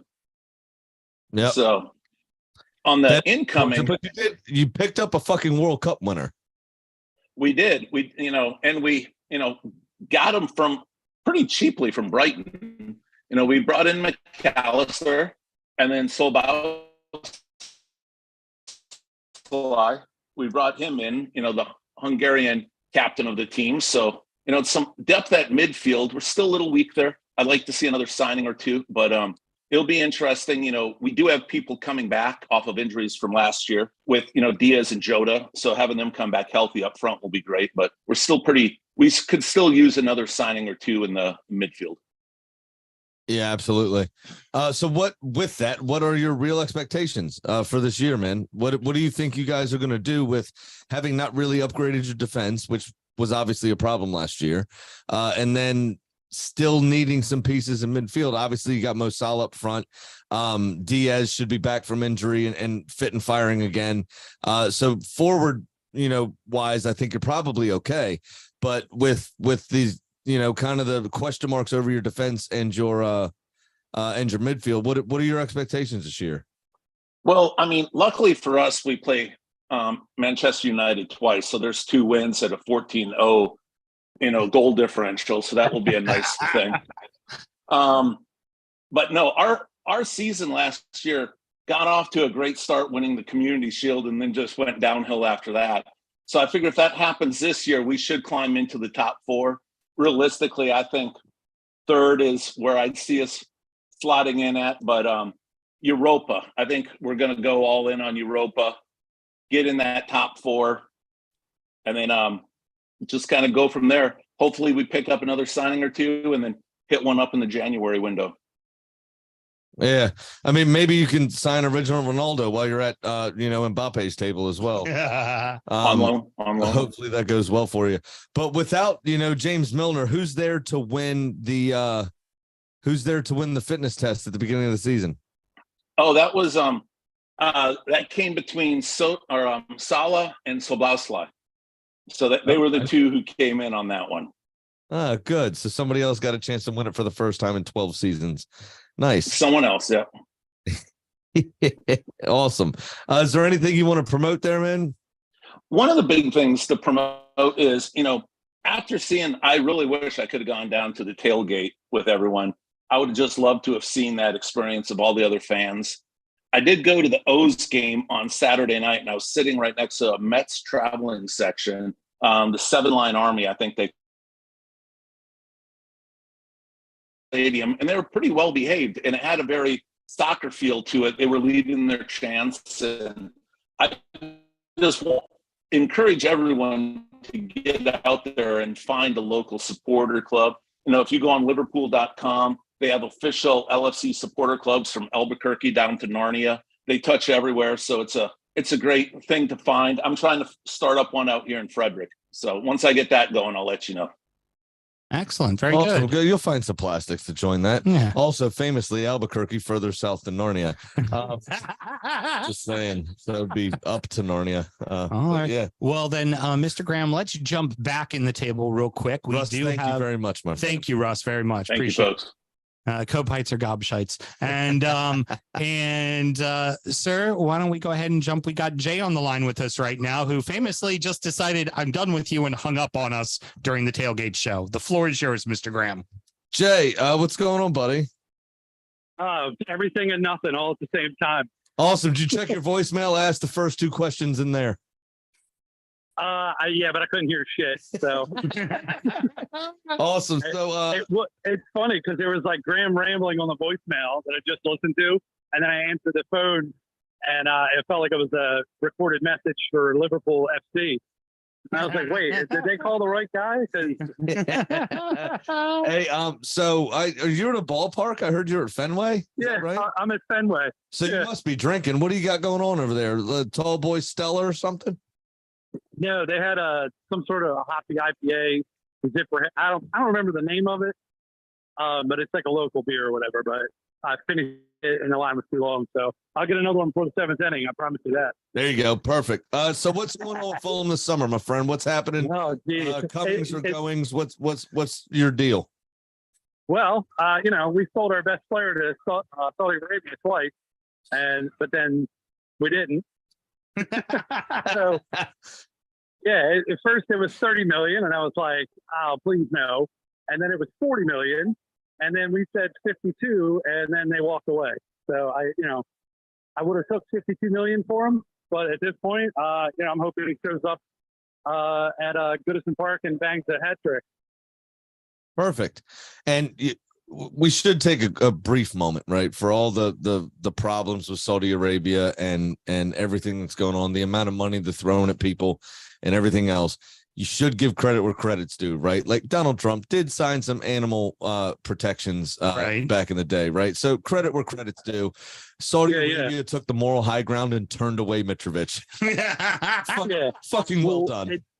Fucking well done. It's funny because Tony Khan went on what was it, Levitard a few weeks ago, and basically called him out and said, if you have money, you can do whatever you want, including murder, and just rolled with it. No apology, no nothing. So I think some of it is, they're just stirring the pot to try and unravel team unity. But, we beat Hoffenheim the other day in a friendly, so we'll take it.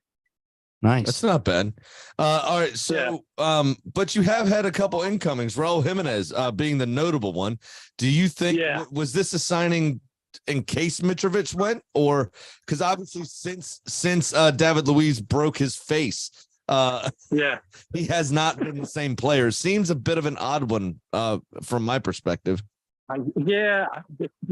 What I can say about that is a value signing.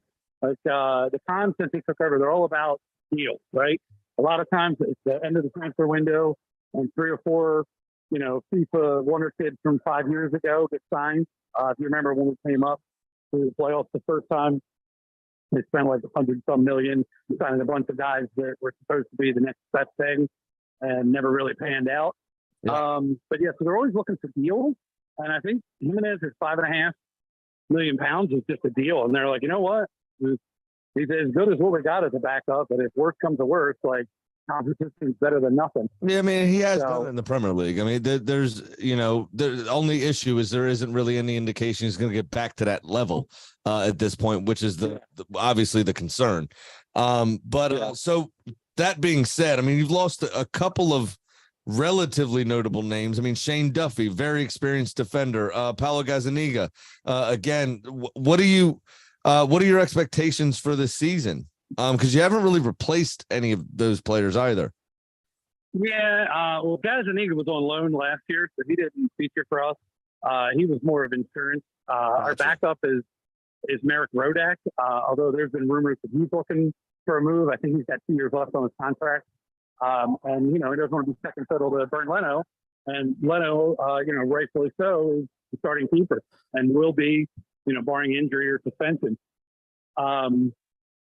And Duffy really, actually, the highlight of Duffy was just he came on. I can't remember who it was last year, but he came on late as a second striker, and they're like, "Let that man do whatever he wants. Just come on and bang a header in," which he, of course, missed horribly because he's a defender, not a striker, not a number 9. But yeah, those were bench fillers. We signed Calvin Bassey from Ajax, and he chipped in a goal the other day against Hoffenheim in the friendly, as did Jimenez, so that was nice. And the other thing is Huston was rumored to go to Tottenham, then he was rumored to go to France, and nothing's really materialized on that. So a lot of what we were doing this summer is just not losing anybody. And so far, we really Paulina is obviously the big one. Yeah. If you lose Paulina, you're going down. And he so far has stayed. So fantastic job there. Yeah, I mean, that was the thing is when West Ham, sold Declan Rice, that was, we're just going to replace him with Paulina. And they wanted to pay half of what they sold Declan Rice for. And I was like, good luck. Well, they got to save the other half for dildos. Is there Exactly. anything you'd like to promote here, my friend? Yeah, there's a whole lot. We got in touch with the Fulham American supporters group on Facebook. Not Facebook, sorry, Twitter. And the guy that runs it is going to be handing it over to all of the Fulham DC, Fulham in the South, and Fulham in Philly, as well as myself. Yeah, so we're going to take that over. He just so happens to run a what do you call it, search and stuff. Like he made the kit for the Charlotte FC. Oh, cool. Very cool. MLS team. Yeah. So we're trying to form a partnership with the team because, as you probably don't know, but outside of the Big Six, getting your team's gear is really tough in the States. Whether it's just the availability of it, as well as $25 for international shipping of any item. Yeah. And it may or may not show up in 6 months. Yeah, so they're trying to partner with the team to have like a distribution / manufacturing in the States for all the American fans. They were literally, the team was blown away with the support and the reception that they got from the summer series that honestly we weren't even supposed to be in. But thanks to Leeds pulling a lead, we were able to sneak our way in and beat Brentford. More than if they were on the show. Fucking Leeds today. Jesus Christ. Oh yeah, it's Leeds. Anytime you can throw a bargain, you have to. Fair enough. Yeah. So that's partnering with the team. We've also grown enough with the supporters here stateside that we're looking to do some charitable stuff with some other DC Kick is the name of the group. I don't have obviously notes in front of me, but yeah. So that's the plan, is to try and get some autographs on memorabilia and stuff like that to auction off to benefit the charity. And a lot of it's just in the beginning phases of all this. But like I said, the team was kind of blown away with the support they got, and so they're like, "Hey, anything we can do to help, we're in."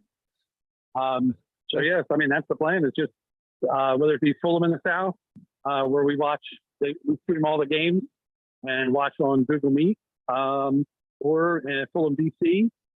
Dane, who runs that, they go watch games at across the pond. They're every game. I don't know about cup games, but I know all the APL games. All the league, yeah. All right, well, awesome. Yeah. And when you do have notes in front of you, of course, you had to jump in last minute there. You're actually at the ballpark right now, which we understand. Good looking out. Thank you. And thank you so much for. Make sure you share the charity stuff to the DUFC page, please. And make sure everybody knows about the charitable work that you guys are doing and that Fulham is doing. Also, if Shahid Khan it was gracious enough to visit the tailgate actually and say hello to everybody, if he could pass along the coupons that he's, as you say, he likes a deal, whatever coupon he's using for that mustache wax, I'd love to get in touch with that company and see if we can get a sponsorship here. Are you sure he didn't leave it behind at the tailgate? Yeah, could be the case. We had a beard oil or something. I don't know what it was. Oh, there was beard oil and something else left over. Absolutely. Mine is definitely home, so it wasn't me. Yeah.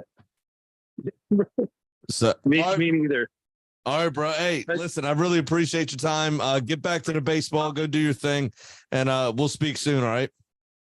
Yeah, sounds good. We'll see you over the international break, if not sooner. Yes, excellent. Sir. Thank you. Perfect. All right. Take it easy. All right. All righty, Mr. Graham. I was able. What a guy. Yeah, what a guy. I was able to find us a Luton supporter. What are you? Now it is time. Hello, Luton supporter. Would you mind unmasking yourself there and unmuting yourself, please? He fell asleep. He must have. Okay, well, there's unmuting. How about a camera? I'd like to see your face, Luton supporter Mike.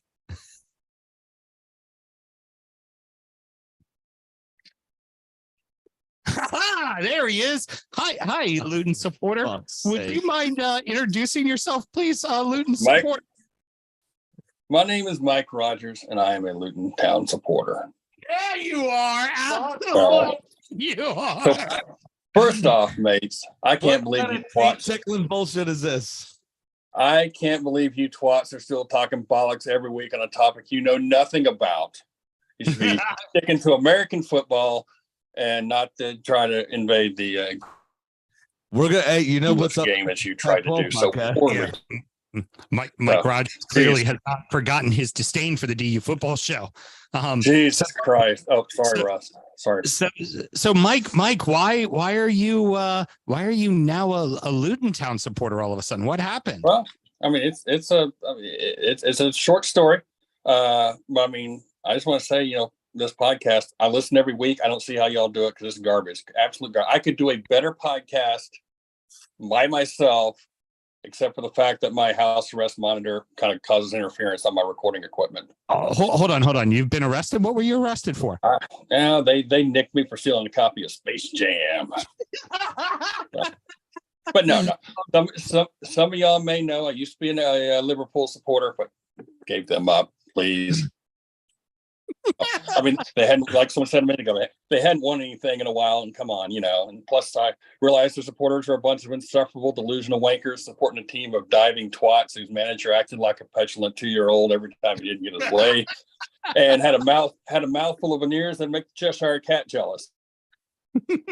Yeah, I'm done with the helmets. I moved on to the Hatters. So that is my team. I mean, think about it, boys. Is anything more exciting than a penalty shootout win? I would say no.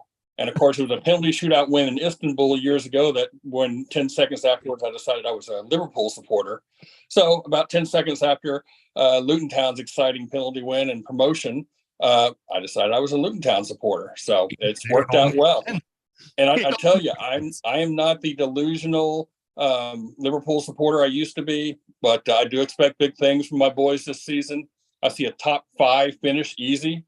European football next year, and Luton Town will become a Premier League mainstay for the next 7, 8, 9 decades.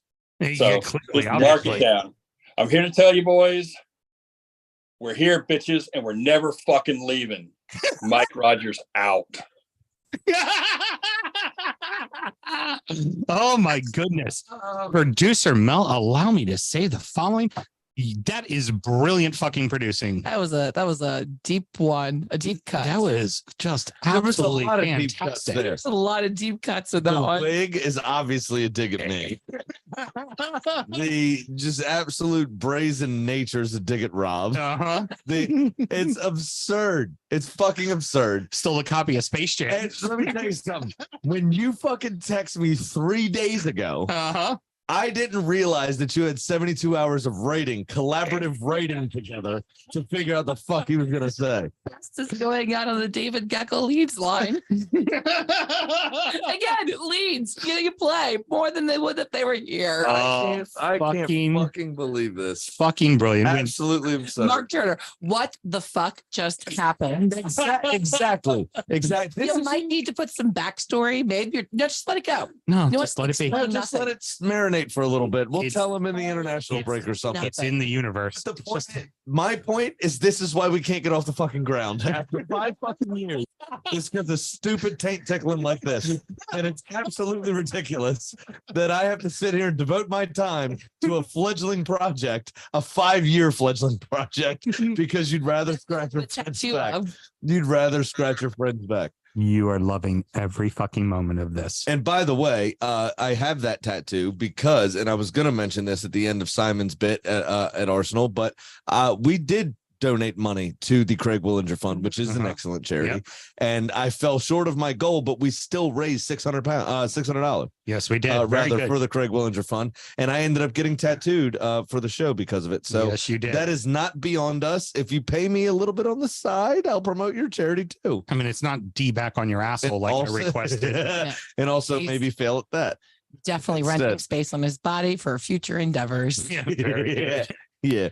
All right. Well, let's go ahead and talk about the 800-pound gorilla in the room, Manchester City. I always find it interesting, Sam, that here we are talking about fucking City every season. The quote team that everybody's bandwagon and jumping on. How do we have nobody ever seems to want to come on our show and talk about them? How do we never have any City fans ever? Because they're too busy not paying attention to the game. We had my old neighbor that one time. Yep. Yeah, very good, Ray. Now he'll get his moment in a second. Mr. Graham, they really haven't made very many signings, and they've lost quite a few people. Is it they're going to start using some of the youth? Is that the plan? No, of course not. They are also going to lose potentially one of their mainstays over the last few seasons in Americ Laporte. Yeah, because he has been very disheartened apparently by the signing of Josko Gvardiol. And he's not guaranteed to be in the team anymore, apparently, and he may want to move on in the next 7 to 10 days. That's going to be very interesting, to be honest with you. Kyle Walker, all preseason has seemed up to snuff, but he is getting older. And as we saw with Aubameyang at Arsenal, and then again at Chelsea, and then a little bit at Barcelona, even though the game's a bit slower in Spain, those players whose game is mainly based on pace, at some point, something just snaps, something happens, and they lose that half step, and they are much less effective. Right. That contrast is different, obviously, for different people with different footballing IQs and the way the team plays and all that kind of stuff. But the way City play, I think they're going to need Kyle Walker's pace, and I'm just waiting for it to fall off the cliff. May not be this season, maybe next season, whatever. But at some point, he's not going to be as fast as he is and won't have the recovery speed. And if they don't have that, they could be in a bit of trouble, to be honest. Agreed. Especially when they're playing, the likes of Hoyland, Hoyal, and whatever Manchester United wants to paint him as. Right. Weird bald manager, not bald, blonde, rather, big Norwegian forward. However, it is. If he can't recover fast enough, it's going to cause them issues. Yeah. I wonder about depth with them. That's a team that's always relied on being able to have a ton of depth. But all that being said, it's still Pep. They still have Erling Haaland. They still have an incredibly talented team. It's hard not to think that they're not going to be right in the mix of it up at the top. Absolutely, they are. I mean, they're automatic title contenders. Bernardo Silva still seems to be there. I think that was a bit solidified now because of Riyad Mahrez joining Al Hilal. I think it was them. Yes. I don't remember. Yeah. Anyway, the very familiar looking front line, by the way, essentially recreated Liverpool if you ordered it off wish.com. Yeah, pretty much. Because you've got Firmino leading the line there, and then St. Maximin on the left, and on the right, you have Riyad Mahrez, which obviously is Mane and Salah, potentially. Anyway, enough about those idiots. Move on to the other idiots in Manchester. Yeah, and it's Al Hali. Sorry, I switched the H and the A there. They are they're always going to be because they have the money, they have the system, they have Pep. They can afford anybody. They seem to take the opposite approach of Chelsea, and instead of loaning everybody out to meet financial fair play and that kind of stuff, they seem to just take players that aren't necessarily ready and have them train with the first team anyway. Because what is a season on loan at Swindon going to do for you? Right. Really, in the way that we play here. Yeah. Right. Just train with the first team, and when you're ready, I think I'll put you in, because you're training week in, week out against some of the best players in the world, period. And that seems to do them well. I mean, we saw Palmer score that peach of a goal against Arsenal in the Community Shield over the weekend. Now, ultimately, they lost the game to us. Thank you very much, which gives us a little momentum going into the season. But just like Phil Foden, didn't go out on loan, just trained with the first team, got a couple cup games, and he was just all of a sudden ready to be a fucking world beater. And Carlton Palmer seems to be doing the same sort of thing. So we'll see what happens with City this season. They there's been a little bit of unrest in the camp. But I think Arsenal, honestly, is really willing to push them all the way. You've got, the back line of Manchester United has been relatively sorted out. We'll find out in a moment from Ray. But it's going to be, I think, a very, very fun title race this season, to be honest. Excellent. Well, then let's go ahead and get into Manchester United, Mr. Graham. All right. Ray, what's going on, buddy? What's up, buddy? You drinking tonight? You want to? Yeah, I had a Sam Adams porch rocker earlier, but now I've been sipping on. I just recently moved, so I don't have my copper mug, but I've been drinking some Moscow Mules. There you go. Yeah, I can't see it. Can you turn the lights on? Oh, shut up. So how's the summer been going for you? Obviously, you picked up Onana, which is a massive upgrade on De Gea at this point in his career. I'm not he fumbles at the midline like he did this last game against RP Lens or whatever. Yeah, definitely did. Yeah, as long as they do that all season, we'll be fine. Who else have you brought in? What else is going on? Well, we brought in Mason Mount from Chelsea, to kind of, solidify our midfield. And then we also brought in the other blonde, Holland, pronounced Hoyloon, who knows, untested, unproven, young center forward for 68 million and 76 add-ons, and he performs. Who knows? Yeah, I have 72 million listed here on Sky Sports. So, it changes, but I don't know what he's going to do. I mean, coming from Atalanta, he did well for Denmark in his first few games, scored 6 goals, but he's unproven. I don't know how he's going to handle the big Premier League, but we'll see. We'll know this Monday against the Wolves, and we'll see how he performs. And of course, we got Arsenal right around Labor Day weekend, so he's going to be put to the test pretty quickly. So, So with those comings and goings, obviously you lost a couple of players as well. Alonga over the last few seasons has been, kind of a super sub in certain instances. Just brought something a little different to the game. Not that he always necessarily delivered, but a big locker room guy that everybody talked about, despite only making 4 appearances in the last 6 years. Phil Jones is gone, as well as I mean, the kind of monkey elephant in the room rather is De Gea leaving, who's been the stalwart for Manchester United for the last 11 seasons. Excellent shot stopper, always been a little timid off his line, with balls in the air and that kind of stuff. Not great with his feet. And that was really just kind of found out in the last 2-3 seasons. But thanks, Mark. I appreciate that. Yeah, I definitely fucking blended 2 of them together. Cheers. But him leaving that's a massive turnover for the club, especially when Jordan Pickford was the link from essentially September of last year. And then to all of a sudden shifting and pivoting to Onana, who, I mean, Harry Maguire's got to move on, right? With as much shit going on. Now he's got a keeper that's going to scream at him every 3 seconds. What do you expect from the season now? It seems like you lost a lot of leaders and didn't really pick anybody else up. And I don't think that Bruno Fernandes is a leader, by the way, just saying. Well, yeah. I can agree with Bruno Fernandes not being the leader, but he's better than Harry Maguire being the captain of the team. That's for sure. That's fair. At least he plays. Yes, but I thought we played pretty well in our preseason. I know we lost a few matches, but we beat Arsenal twice up in New Jersey, so that was great. I like the PKs. And then we went on to Barcelona, who's like a proper football club. It's like the dad on Friday going, how you motherfucking lose your job on your day off? It's like, how you motherfucking lose twice in one game? I mean, if ever Arsenal was going to Arsenal something, that's fucking it right there. A typical bottlenecks. But okay. All right. I had to throw my jabs in for you, Sam, because you always talk shit about my team. That's okay. At least we put the community field into trouble.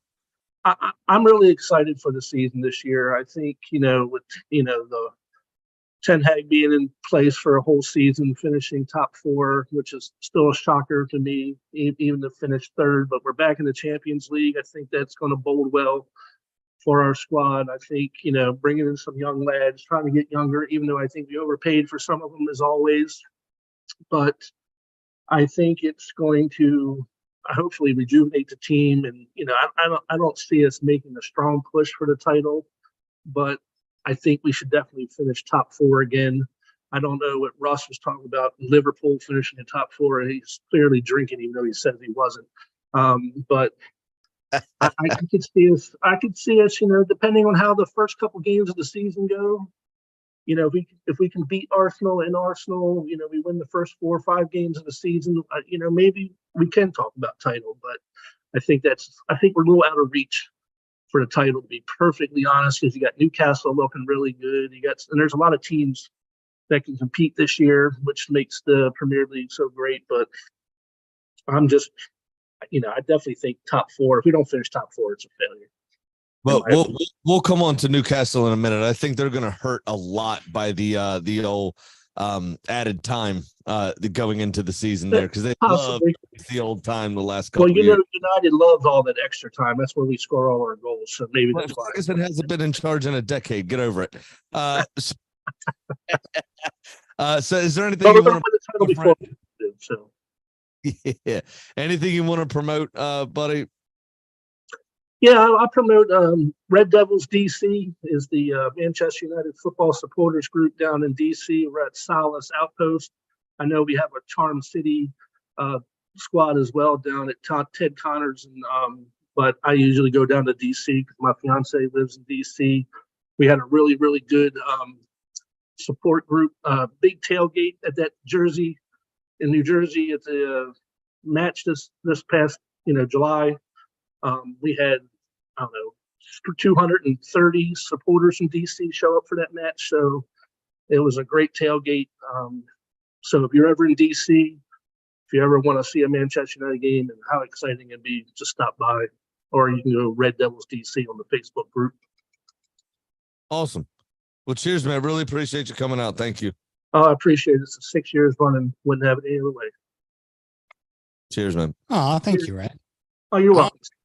Well, now it's taken a little while to get here, but it is time to talk to my fellow brother of the drip, the flyest motherfucker on the planet, 1/3 of the middle class holes, a quality podcast that you can find just about anywhere. He'll plug himself. Don't worry about it. And fucking hell. Bought and sold by Saudi blood money. My boy, Alan, Newcastle supporter. How you doing, Alan? You almost forgot the most important part. I was going to say, you got to talk about the Saudi blood money. That's what we're here for. Oh my goodness. So for you last season, right? 2 seasons prior, you get the investment. Here we go. This next season, it's like, okay, well, we want to be like, Europe and, get to a cup final. And that's what you didn't think it was going to be get to a cup final against Manchester United and then make the Champions League in the first year of the project that was supposed to be slowly moving forward. Boom, you're fucking here. Yeah, whoops. I don't think we meant to do that. Yeah, I mean, shit. What can you say? I can't. We talked at the meetup. I mean, it's exciting as shit, right? Especially as long as I've been following and saddened by all of the fun Mike Ashley era stuff. So it's been a whirlwind 24 months, I guess we would say. But fuck, we'll take it. We'll figure it out as we go, I guess. Oh, by the way, Alan, you enjoying a beverage tonight? I got to assume you are. I am actually not. I got to get up early. I have a water. I have a water in the city. But yeah, I'm sorry. Well, we're gonna have to fix that because once Graham has the kid, we're gonna have to get you down here to studio to help fill in and do the job correctly. I can do that. It's been a while. I gotta make a new tutorial for Sam to study over. Make sure he really getting the essence of what a real podcast functions like. Is that what it is? It's only a matter of time before Graham figures that shit out. Let me out. fucking tell you, we had it's been 6 years earlier. I think I know what I'm doing. Alan, you got to unleash the hair. Look, you've gotten a lot better. Yeah, it's a little calmer. Unleash I the hair. have it. I just don't want to look like that. You just don't have it. I get it. I It's that- have it. I just want that to look like a fucking respectable person. All right. So it'll I'd rather look like a shameless extra. Well, you see, Alan, when those of us in sales that need to present ourselves properly look like we do, and then you have the ones that go to like liquor stores in Carroll County look like Graham do. Here you go. You got to play to your clientele, man. Yeah, exactly. This is the respectability circle. It's important. It's important that Graham looks a little methy while he's up there. Yeah. You know? I don't think the hair tie will fly with some hospital administrators. That's all I'm saying. All right. So, Alan, major comings and goings with the club here in the summer. Not honestly, not too. Go ahead, Graham. Go. What you got? Is that better? That's all I'm asking. There you go. Yeah, that's good. They'll like my old banana clip. It looks like a 13-year-old girl. I need bag of Tostitos on top of your head. But yeah, so not too much going on. Big coming and goings, obviously Sandro Tonali, bringing him over from Italy. That's the big one. Harvey Barnes, kind of a straight swap, sending St. Max over to Saudi Arabia. I think personally, an improvement, a massive improvement. He's already scored more goals than St. Max did in the last 2 years. So Barnes does this thing which is called staying healthy and play matches, which St. Max just frankly never did. Yeah. Just end product is really already we could see it. So that's huge. And then Tino Livramento actually today was announced from Southampton, right back. So be interesting to see how that fits in. I think the plan will be, because we sent Harrison Ashby out on loan. So I think the plan will be him and Trips probably making some swaps. And I think they both can play on the left or right. So we'll just kind of see how it fits in, because the burn experiment's done. So, that's the big thing. And then going out, obviously St. Max, not huge there. Chris Wood, I guess, triggered whatever Nottingham Forest decided to fucking pay for him. That was a good idea. And then Carl Darlow, I think we sent to somebody for like a pittance. We had way too many goalkeepers, and he was just the one on the chopping block. So not too much going on. And Pope doesn't get hurt. Yeah, and Pope does not get hurt. Dubravka's not a bad backup. Dubravka's good enough to start in this league. Yeah. So that's your backup. That's not a bad thing. Yeah, not complaining with that outing. So yeah, I think we're good. I'm nervous. We are probably not quite where we should be yet, in my opinion, but it is what it is. We'll figure it out. We trust in Eddie. That was last year, was clearly down to coaching. That's a lot of a team that was in the championship. That was a lot of a team that was struggling against relegation the year before, with some parts and pieces. I think Tonali was the big thing he wanted, to beef up the midfield. Obviously, we needed to give somebody in there to give Bruno a little bit of a break. I think they could both play the 6 and the 8. He played with a little double pivot in Philly. So we'll see how that goes. But yeah, it'll be interesting. Excellent. What is the overall expectation for you? Is it just try to win some kind of cup somewhere, have some good success, get a trophy? If it's Champions League or it's Europa, either or is good. Is that kind of the thought process? That's, I think, what any pragmatic fan will tell you. That's what I would say. I would say, like, let's just try to finish top 5, 6 if I stretch it. But obviously, we've gotten to a place where we've set ourselves a standard that top 4 is what we want. So we're going to try and go get it. I think if we get to a cup final again, or at least make a good run, if we maybe can pull ourselves out of a group in Champions League, that's respectable enough for me. And then see where we go in the league. But like I said, if we could finish in Europe, like you mentioned, I think that's a success. And we just keep on building. I don't want to go crazy. I think we're doing it the right way. So we just keep on plugging away. Excellent. On topic of plugs, plug away. Tell us. Plugging away. Yeah, so if you're looking for the Toon Army Baltimore, we are the Mobtown Magpies on all your social media. You can type in either of those things and you'll find us on Twitter. You'll find us on Facebook. I don't have an Instagram yet because I don't got time. And then We also have my personal podcast, as Houston mentioned earlier. We are called The Middle Class Holes. You can find us on all your favorite social media platforms. We're at MDL Class Holes on Instagram and Twitter. We're The Middle Class Holes on Facebook and TikTok and YouTube. And of course, Google Podcasts, Apple Podcasts, and Spotify.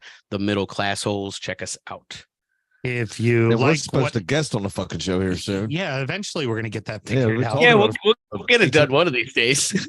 if you like what we do, you will certainly like what the Middle Class Holes do. It's the same lowbrow, unintelligent humor that we are. Yeah. You know? Especially that bloke with the hat. Who's he? Really selling the show. Murr. Yeah, that's he's a real salt of the earth kind of guy.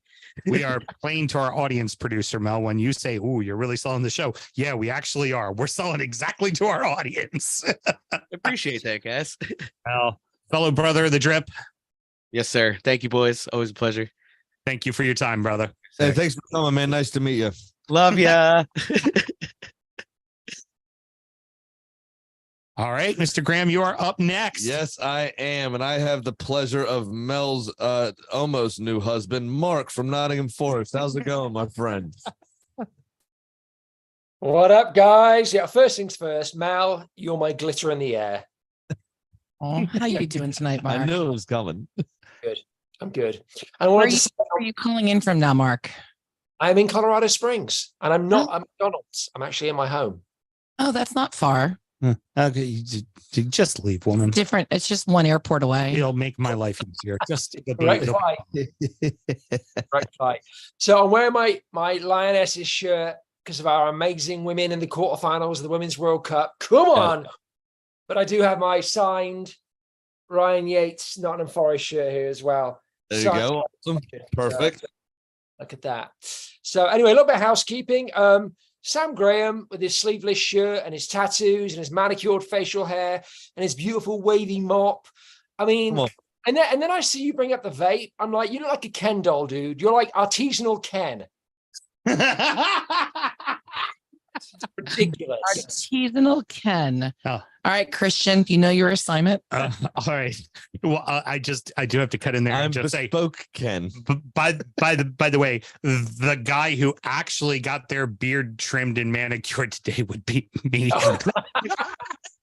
My wife's at the salon today getting a trim. A salon. My wife cut my hair in the kitchen, and I trimmed my beard, and then I shaved before I got here because I wanted to look good for the first show of the season. You just you are in your Carroll County methness. Graham. This just got very dry in here, and I'm all frizzy now. Hey, Graham. This is the fourth show of the season. Oh, you sorry. did 3 getting to know yous. That's still preseason, man. So I am drinking. You can't see that, but I'm drinking 291, actually distilled here in Colorado Springs. It is a bourbon whiskey. It's a double gold winner of the World Spirits Competition, so it's a good drink. And I'm drinking that. That's awesome. I also love briefly. I also love that. Fabulous. The guest is now driving the bus. Well, you know, it's fucking brilliant. Mark's a fucking professional. He knows what he's doing, and he already won over the charm of the producer. He gets him with that British charm, and she's like, "Well, let him fucking do whatever he wants." Oh yeah, that fucking riveting interview from the McDonald's parking lot. I remember it vividly. I remember it vividly. So what's going on this summer? Obviously, not as many incomings as last year.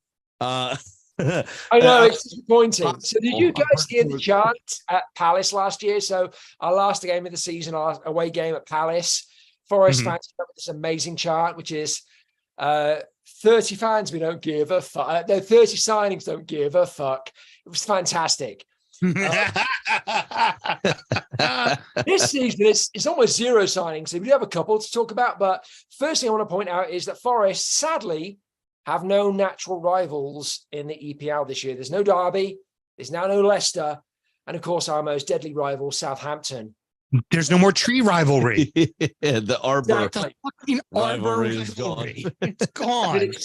Expelled. But we do have Sheffield United, who geographically are very close and who we detest. And if you don't know, perfect. Nottingham Forest, Sheffield United, and the whole history will be laid out there before you. This last season, Forest came in at 16th. Rather confusingly, I think Everton, there were some folks at Everton who didn't get the memo, who didn't realize that the Everton Cup was 7th, not 17th. Oh, I know. I'm very aware of that. So We're we calling did it above- dark times. above Everton this year, which was very, very exciting for us. And in terms of goals for this coming season, and I'm being serious now, I feel like there are a good half dozen teams that are worse than Forest out the gate. I think the 3 promoted teams are all going to struggle significantly this year, and it could be one of those seasons where all 3 that come up go back down. I think Bournemouth are going to struggle. I don't know what they're doing in terms of their managerial changes. Sorry, Sam, but Everton are on the ropes again. Oh, I know we're there. Yeah. And Wolves are a dumpster fire in a train wreck in a car crash. It's just that club is spiraling like crazy. Fulham and Palace, I think, also on the fringes as well. So I'm going to go big here and say Forest came in 16th last year. We are going to rocket up the league this year and secure our spot at 15th. Yeah, well, here's the thing you got to say with Forest is that, yeah, there were a ton of signings, but there was a commitment to the manager. There was a commitment to the way they were going to play. Yeah, that's they fair. finally found their guys. They got rid of the players that weren't going to be a part of this system moving forward. Then the owners fucked them again in January, mind you, Yeah. and they went on another slide. And then Steve Koppel brought it back together again. Yeah. So You know. I feel like they've got a good unified crew that knows what they're doing under a manager, and they know, like, it's hard to say this for a team that's newly promoted, but they feel very comfortably safe, in my opinion. They just feel like a 11th to 13th place team. They just feel like that's how they feel today, you know? Yeah. I mean, the preseason has been underwhelming. Forest have played 7 matches. They've only won 2 of them. One of them was against newly promoted from non-league Notts County. They won another match as well. Then they drew 1 and they've lost 4. And in that time, over that span of 7 games, they've only scored 3 goals, which is a concern. But then when you look at Forest's front line, you've got Morgan Gibbs-White, who's been phenomenal this past year. You've got Brennan Johnson, who's just coming back from injury. You've got Akinwe, who's also injured right now and is touch and go for making the opening game against Arsenal. And then in terms of new signings, we've had Alanga come in from Manchester United, who I think has a lot of upside. When he showed for Man United this last year, he looked impressive. I'm kind of surprised that Man United were prepared to sell him. And you think that probably would suggest that they have bigger plans and maybe a Harry Kane type signing, and that hasn't happened yet. But we're certainly happy to have Alanga in the mix up front as well. Of course, we brought in Matt Turner from Arsenal. Thank you very, very much for that, Sam Graham. You're absolutely right. He's a good goalkeeper, but looks like he may end up being number 2 because the word on the street is that Forest are not done with Dean Henderson. So if we can get him in from Manchester United, he'll be our number 1 with a very strong Matt Turner then as a backup in number 2. The only other signing of note. Be ready to actually shoot up the league, because the last Premier League rival that we've sold a goalkeeper to now finds himself in Europe. So that's right. Be ready for that. And you're welcome in advance. Oh, yeah, other teams know how to deal with their players pretty well. My team. Thank you very much. The only other signing of note was Aina from Torino, who's a Nigerian international. Right back, we actually got him for free. He has Premier League experience as well. So that was a good pickup, and he actually showed well in the friendlies. In terms of outgoings, as you guys well know, Sammy Sturridge, the SS, went off to Nashville. Very sad to see the back of him, but I think he'll rip up MLS, maybe not to Messi levels, but he won't struggle to score goals out here in the States. Of course, Lingard has gone, and with him, TikTok.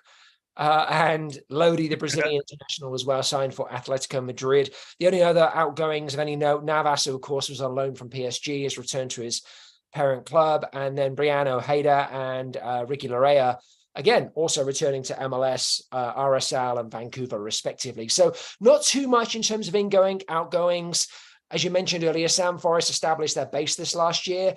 And then by sticking with Steve Cooper, were able to finesse that roster and get to a point where they had their group, they had their rhythm, and they were able to finish the season strong. Thank you so much, Arsenal. Appreciate those 3 points at the end of the season. Welcome. So looking forward to this year.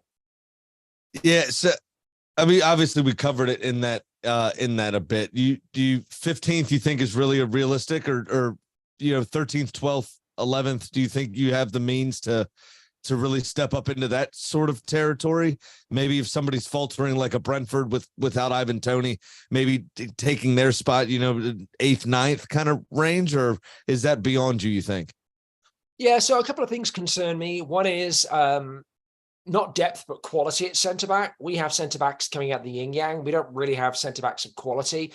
Felipe is injured right now, and he was undoubtedly our best centre-back this last year. So, and he's not getting any younger. He's just getting on for his mid-30s. And so we need to bolster that area of the field. That concerns me, particularly with the start we have. We face Arsenal, we face Manchester United. We have another of the big guns as well in the first 4 or 5 games. So it's a tough start. And as I mentioned, goals seem to be tough to come by right now. But I'm also keeping my powder dry on that because we had 2 of our 3 starting forwards out injured right now, kind of returning. Yeah, well. So could Forest make a push for 11th, 12th, 13th? Yeah, absolutely. Would I be perfectly happy if they strolled in at 15th? I would be delirious. I gotcha. Absolutely. Is there anything you want to promote, my friend? Plug away. Yeah, I actually have a couple of cool things. Well, I have one necessary thing and one really cool thing. The necessary thing is, hey, I'm on Twitter. Follow me if you want. I'm under Turner Talk Footy. There you go. Okay, here's the cool thing. So Nottingham Forest, North American Supporters Group, which on Twitter is NFFCNA, are having a meetup. We have an annual meetup. Of course, we got stymied for COVID for a couple of years, but our annual meetup is backed. We're actually meeting in Chicago on September the 29th through October the 1st. All the information can be found on Twitter, NFFCNA. 3 days of debauchery, of watching Premier League football, and God only knows what else. If you're a Forest fan, you've got to be there. If you're just a curious individual who likes to go out and get lashed up with other like-minded football fans, you're welcome. Mark, there's something very important you need to know there. Very, very important. Do not put ketchup on a fucking hot dog there. You will get hurt. You will get hurt fucking proper. That is something you need to know. Are we talking about Chicago? Yes, we are. We are talking about it's illegal there, dude. Don't do it. He's not joking. And the cops will kick you on your way out. Yeah, Simon's a lawyer. He knows. I'm assuming we're talking literal, no ketchup on a hot dog. You're not talking euphemistically there about hot dog. No. It ain't no ketchup on a hot dog. Literally, don't do it. It's bad news. If you get a chance for a cuisine, definitely make sure you have a Chicago dog. It's got everything in the kitchen sink on it except for ketchup, because fuck ketchup. But it's I'm a man of the hot dog, as most of you know. I was going to say I'm the man of a weenie. I'm the man of a weenie. Hot dogs are responsible for 2 out of 3 stents. Yeah, definitely. 2 out of 3 stents in the old Widowmaker. Definitely. Hot dogs and hot dogs. Funnily, not a euphemism. When you turn off my mic, I want to say congratulations, guys, on making it to the 300. Seriously. I mean, from my heart, I want to say I have no fucking clue how you did that. Nicole does have a question. Okay. Villanista Nicole Thompson is watching us on YouTube. And she would like to know, Mark, will Dean Henderson be there? That he said potentially. Yes. Been late, I guess. Nicole did.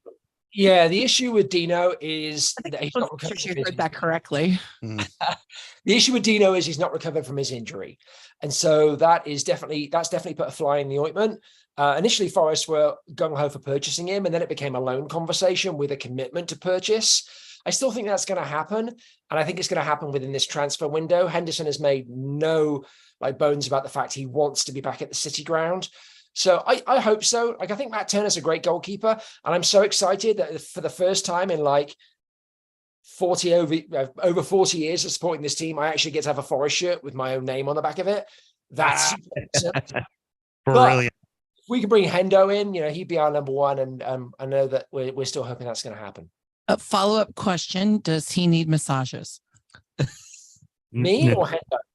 Hendo. Nicole really has a thing. Really the Hendo. Go back to my Twitter handle, Turner Talk Footy. I mean, if you and Hendo want to get massages and pull a knife fly out, we can, villainies to meet up. It's just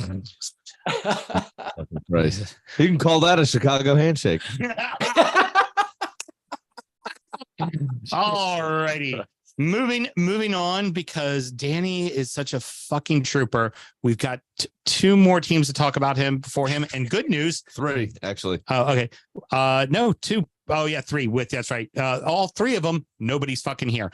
So these will be quick. Graham, why don't you go ahead on about Sheffield United? They played in the championship last season. Yeah, that was the comprehensive breakdown that we got from Nick on our Getting to Know You show. So tell us about how it was in championship. So we played in the championship last season. Yeah, you don't fucking say. Obviously, they lost their emotional kind of leader in Billy Sharp to Bradford.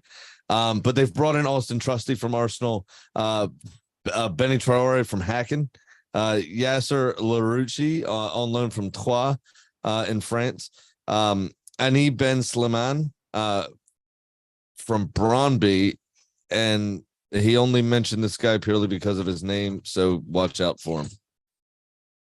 Heard. Whatever the fuck that means. Okay. Brilliant. That's what he typed to you, right? You know. Yep.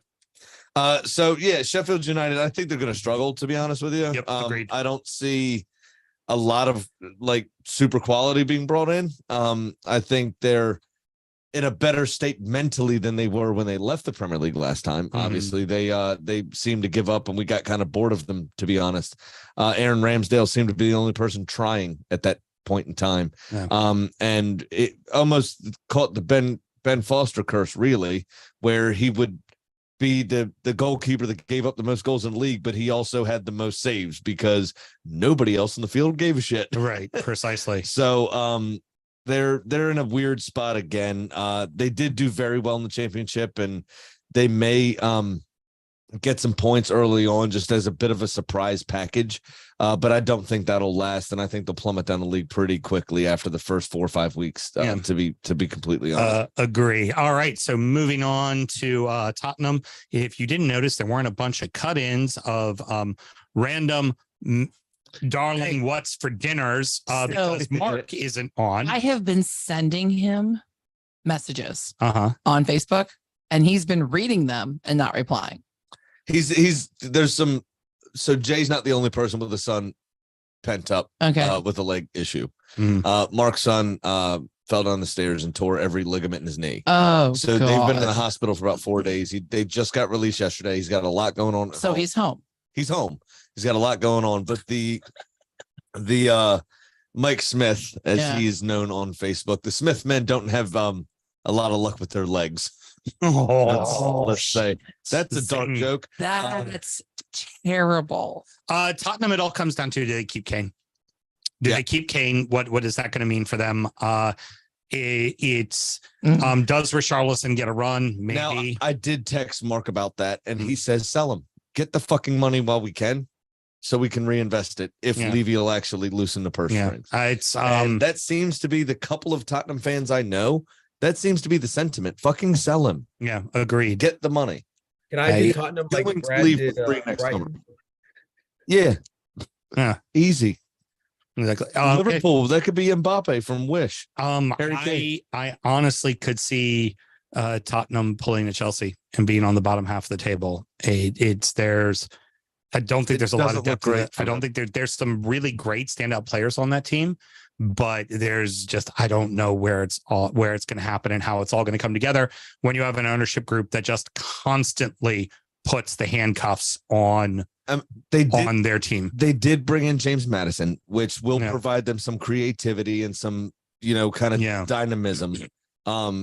Which they sorely missed in the middle of the bench. He can play the 10 role. Obviously, it's his best position. He can play out wide. He can play as a false 9 if necessary. And Postecoglou is a good coach. So we'll see what they do. But I just, the rest of the side, they haven't really brought in anybody of note that's going to help them, in my opinion. Yeah, I really just don't see it defensively. They're a mess defensively. They don't. It's just that's not going to be great. And you can't win every game 4-3. It doesn't work that way. No. Perfect. And now moving on, we have one of my personal favorite portions of the program, because it's not going to be optimistic Smokey. It's going to be the world is coming to a fucking end Smokey, which is my personal favorite. He has communicated with producer Mel and has sent his manifesto, because typically he does not do well with internet in lovely Arizona. But producer Mel, please read The manifesto of West Ham United this season. He says, first of all, tell Graham that the sun got to me. And so here is short and stupid from Smokey. Heading into the Bournemouth match this Saturday, West Ham has done so much after winning their first trophy in 40 years. We've lost 2 coaches. Neither have been replaced. We've lost Lazinski, Makasui, Vasek, Samaka, and the big one that we've known about, Rice. Now, what's been done to fill these holes? Nothing. Nothing. Excuse me. They've signed Sean Moore from Cliftonville on an undisclosed fee. Who the fuck is that guy? That's going to solve everything. Nothing. No one wants to come and no one wants to stay. Expectations for the season? I don't have many. I don't know where this club is headed or what it wants to do. I honestly think they, especially because they're going to be playing Europe as well. I'm not sold that this team, I think they're right in the thick of the relegation battle. 100% they are. And Moyes can only do so much with so little. And that team is destitute. Like, it's like you look at Everton, you go, at least they signed 3 fucking people. Yep. Like, you're just looking at what West Ham's done and you're like, they've done nothing. They've lost a bunch. Like, as we're about to come on to Wolves, it's like it's a good starting lineup, but what happens if somebody gets hurt? What happens if anyone gets hurt? In 2 players, they've made 132.5 million and signed someone from Cliftonville. Yeah. Mel, if you would do me a quick favor and do a cursory Google search for Cliftonville Football Club, and just tell me what league they reside in, because I don't fucking know. I've never heard of them. I've never heard of them either. I mean, it may as well be AFC Richmond for as far as I fucking know. They could have signed Danny fucking Rojas at this stage. It sounds made up. The NIFL Premiership and the Northern Ireland Football League. They just kicked the ass of St. Patrick's Athletic. 1-0. Fucking quality that.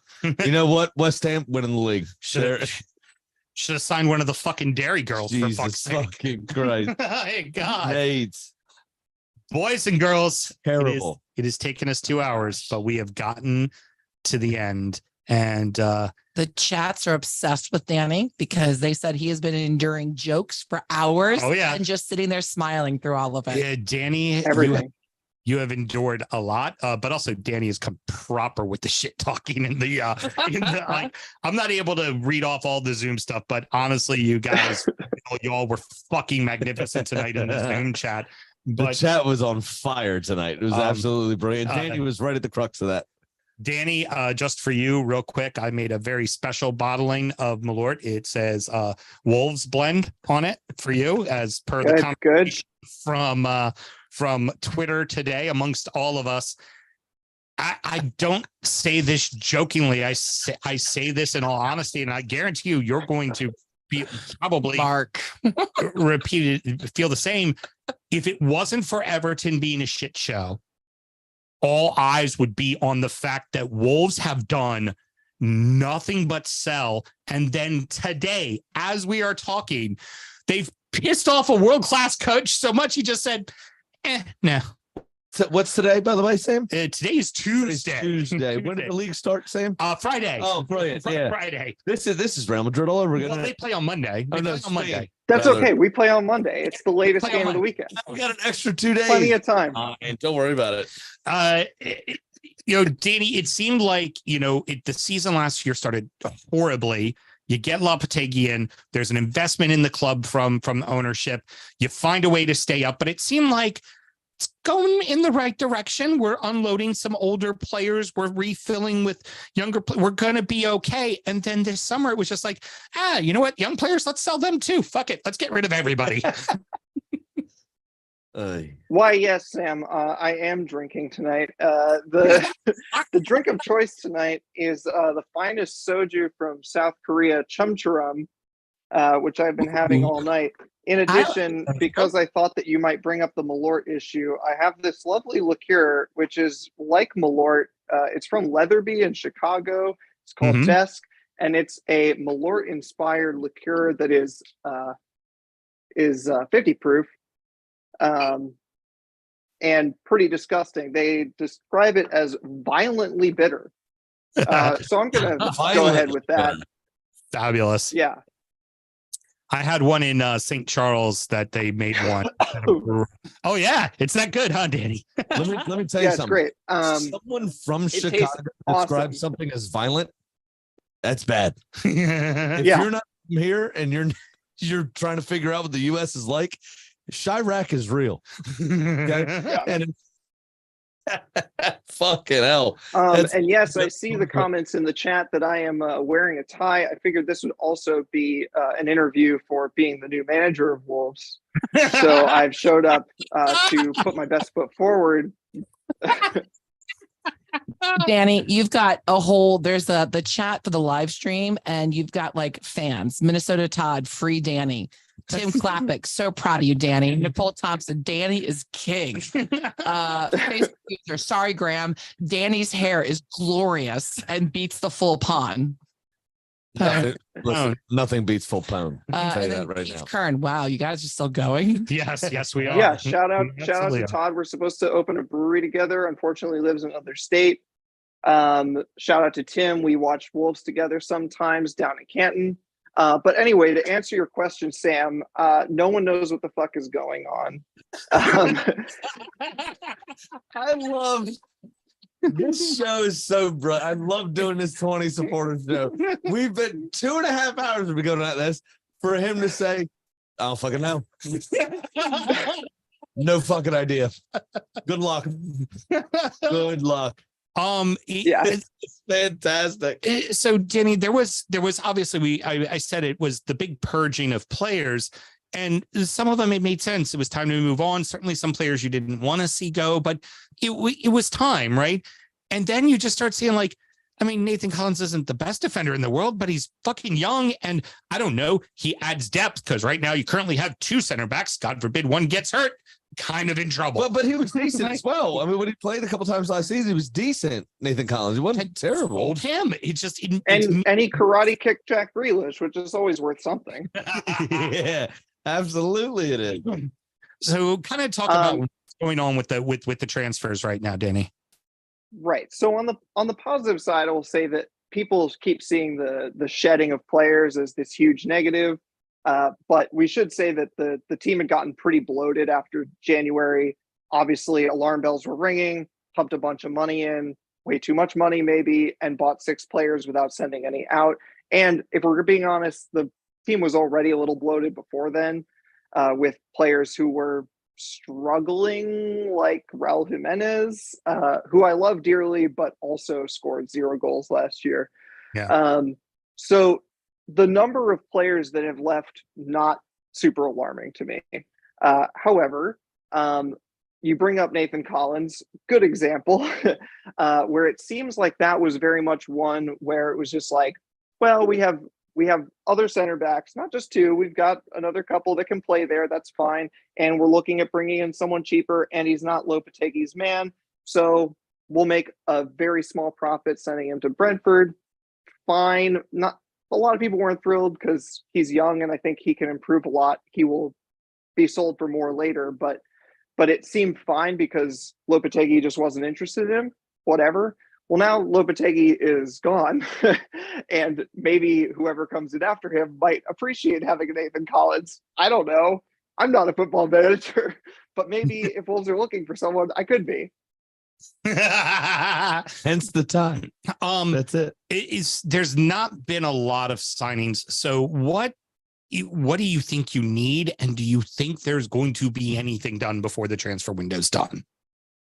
Yes, let's run through our signings. So we have brought in for free Matt Doherty, who used to play for us and also used to play for Tottenham, and was released there for free, mostly because they fucked up on some paperwork, which I don't quite understand.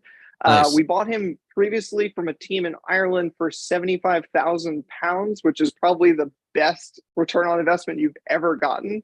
He's actually looked really good in preseason, surprisingly, and people are actually kind of excited about him. He might be our best finisher at the club, so that's great. And our other signing, a right back? Yes. The best finisher at the club is a right back.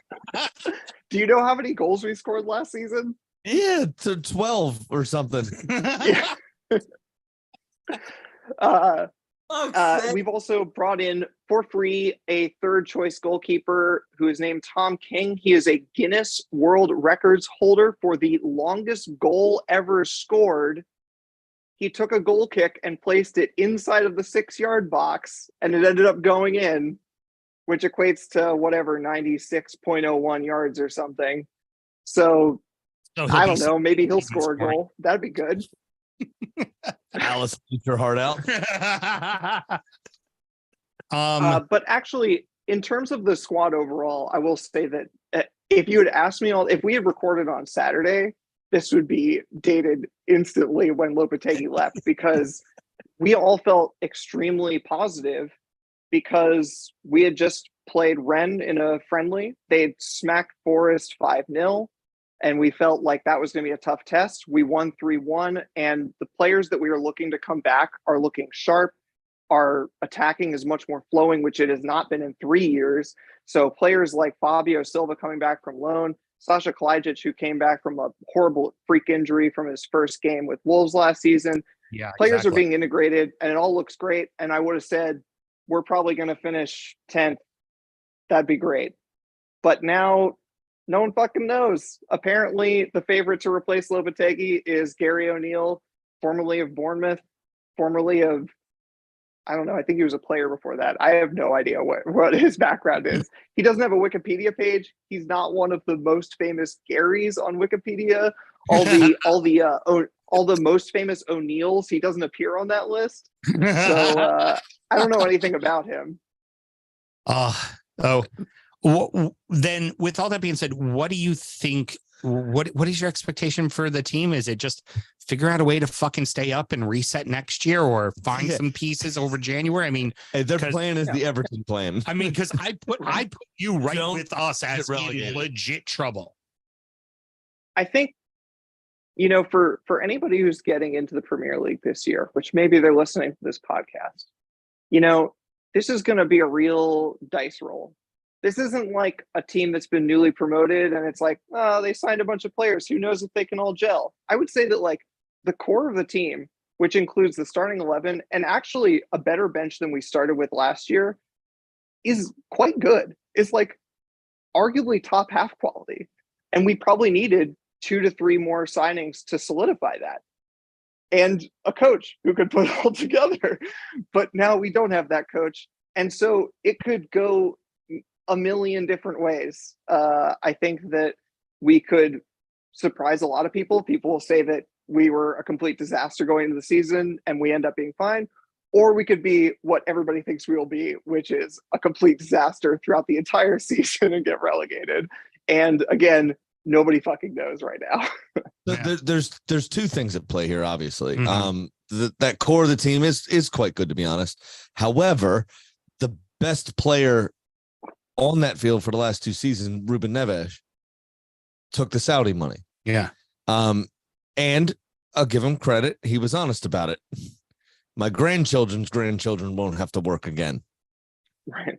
Fine. I get that. I understand that. You come from a place where you're playing fucking football in the street with no shoes on, and somebody offers you essentially 700 million quid. What are you going to do? Yeah. I get that. Yeah. Understand that. I got a fucking price. Right. Okay. I'll be the next Skip Bayless for the right paycheck. Okay. All right. My point is, it's a little different when you look at somebody like Jordan Henderson, who has been a champion for the LGBTQ plus community that took the Saudi money. Now, fair dues to him. He hasn't had the chance yet. If he donates 75% of his paycheck to fucking, further those Stonewall UK, fine. Go for it. Right. Whatever. Take their money and donate to the things they hate. Okay. I can kind of at least understand that a little bit. But I'm not even fucking reading that, mate. All right. Imagine it said something like my price is a good barber or something. But that was the best player for Wolves for the last few years. Now the one thing you do have going for you have something very niche in common with Spain. and that is they did make it to the quarterfinals of the World Cup 3 days after Lopetegui left them. So maybe there is a League Cup final in your future. There could be some run that you go on, because teams that Lopetegui leaves out of the blue do well, apparently. All right. So, That's right. Danny, please plug away everything. Since I'm sure Paul's like on a good like jog or whatever, go ahead and plug his show. And no, please tell us everything Wolves. And I've got one thing to add once you're done with that about you personally that I want to make sure everybody knows. So please go ahead and shoot away. Great. I sat through this entire podcast, so I'm going to plug virtually everything. Fuck yeah. If you're into Wolves or interested in getting into the weird dice roll this season that might be Wolves, you should check out Wolves USA on Facebook. Obviously, you should check out the very good podcast that I am a frequent contributor to, the Whole Lot of Wolves podcast. You mentioned Paul LePage, also Joshua Buckley. They do an amazing job. They also are organizing a supporter get-together later in the season, probably in the spring, called Tex Fest. They're both in Houston. In addition, friends of the show, we've been on their show previewing our clubs. They're an excellent show. Love them guys. They're awesome stuff. Moving on, we have Faux Sundays, which is in New York City. They occasionally watch a game outside of the Fosun headquarters. They are corporate overlords at Wolves. And if you show up for the Brighton game on August 19th, you'll be able to watch outside at 28 Liberty Plaza. You also might be part of a violent protest, depending on what happens with those first couple games. I also want to plug a favorite of mine, the Wolves Women Pod. They are great fans who do a really good rundown of the women's team. It's a third-tier women's team, and it's tough to be just a supporter-run, totally volunteer-run pod for lower-level women's club in the UK. And of course, check out me at Baltimore Wolves on Twitter and Facebook. Also, we sometimes make it down to Clada in Canton, which is a great spot. Or if it's a midweek game, sometimes at Mel's in Hamden, which is also an amazing spot. Thank you.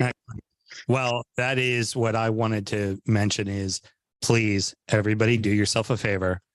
Go follow the Baltimore Wolves, because about 2 or 3 times this season when they actually win a game, Danny get drunk. And Danny takes you out all day long and shows you pictures of all the shit he been drinking. And Danny goes strong.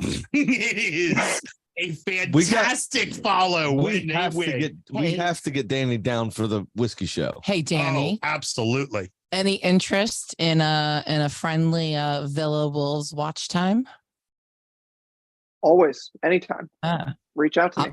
I'll come watch. Excellent. I'll go into the enemy's territory. That'd be Lannisters fabulous. versus the Starks again. Perfect. Well, Danny, thank you. Of course, this is after Ned had his head chopped off because they have no manager right now. Yeah, we're at the end of season 1. And everyone's like, what the fuck? This is when Littlefinger's in charge, whatever. Littlefoot. What is it? Littlefinger. Oh, yeah, Lannisters are looking Littlefoot was land before time. Yes. So surprisingly, speaks to Wolves' history. All right. So, Danny, thank you again very, very much. That is going to wrap it up. We did it. Again, it's we another did it year. again. Can I give huge props 3-hour to fucking show? Simon being first and hanging out the entire time? Simon and Danny bookending the thing, and they're the only 2 fuckers. Oh, wait, no, Mark's here. God. Pleasure, guys. So, Mr. Graham, that is going to wrap it up. Any parting words? I'm too tired for it, honestly. I don't. No. Oh, we still got 2 more fucking shows I know. to record. We still have 2 shows to record because we're goddamn professional. 40 minutes into this. I think we've gone more than long enough. This has been the typical DU 20 for 20 shit show. It's been a joy. It's exactly what we want it to be. And this is kind of what we're looking for everybody is to let's preview this season, but let's preview it right with the supporters of the clubs that they love and have fun with it. And everybody busting balls and the whole 9. It is what I fucking live for. Absolutely live for. Yes, you're right that that Malort stuff, Danny, does taste like earwax. Now if it was Malort, it would then have a mild throw up, bile in your throat after you. So it's like earwax threw up, as I always describe it. Next up, we've got a couple of things. First, we're going to have injury time, where we chat about the beers we've been drinking. We're going to check in on our fantasy leagues that are getting ready to get started. Yes. And our one adopted club. And we preview the weekend's action. Sam, how does one find injury time? That's easy. It's patreon.com/DU Football Show. Sign up to that $5 tier, and you get all of our extra content. That's sound check, our actual sound check, where we catch up on just personal shit from the weekend while Mel tests our levels. And then injury time, which is our preview of the weekend's action, and look forward to the beers and our, as you say, our adopted clubs. Accrington, Stanley. Oh no, they're not in there anymore. It's just Ibs now. It's just Ibs because Sam, I was trying to provide you a segue for the next thing that's coming out. And we're also starting a new show because we realized we run way too long doing this one, and we run way too long doing injury time. We decided we are now going to cover the rest of the leagues for the EFL, and we're going to do an EFL recap every single week, where we talk about Championship, League One, and League Two, which is a lot of our quote adopted clubs. And also there's a lot of former Premier League clubs that are worth making sure we mention. Just a quick recap to talk about that, and kind of keep listeners that might not no longer be in the Prem still interested in wanting to hear what we have to say, especially when they might be Patreon supporters. Yeah, we care about that $5 a month. Exactly. And if you'd like to support the show besides our lovely Patreon, you can also go to our Drip Shack, where we have all the fly gear.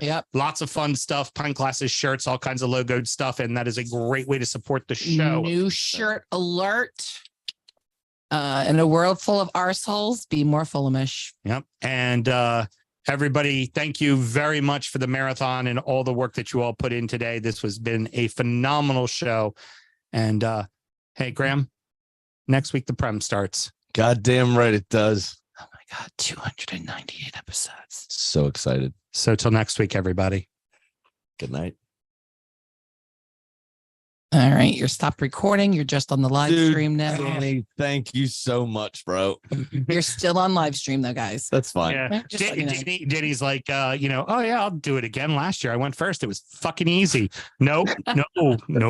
You get to feel Paul's pain, which is where you stay for 2 fucking hours. Everyone. Now it honestly now feels like a challenge. I have to keep doing it until Wickham or Wrexham make it to the Premier League. Or I guess we go down to them. I don't know. Yep. So you'd be like, well, I'm not last.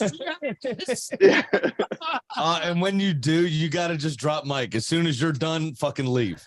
Like, I don't think I'm going to be able to stick around for this. A little too long for me. Danny, we'll definitely make sure that there's a time we get up to Baltimore and come hang out and watch a match with you. And yeah, hopefully you win and we'll rage with you all day.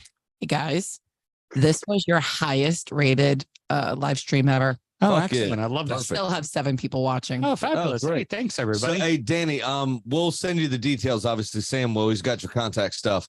But the whiskey show, after your final heart surgery. Right, my final heart surgery. Knock on wood. We'll figure out when the whiskey show is going to be. Yeah. And come smoke cigars and drink whiskey with us on the porch, man.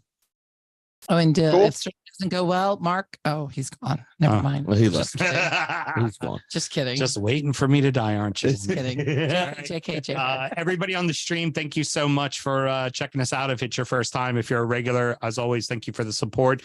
We got 2 more shows to record. It's not always 2.5 hours. Don't worry. Yeah, we got 2 more shows to record. Normally our show's an hour. So, but we got 2 more to record and we got to get to it. So thank you very much, everybody, for watching. We appreciate it. Thanks so much. Yep. Cheers, guys.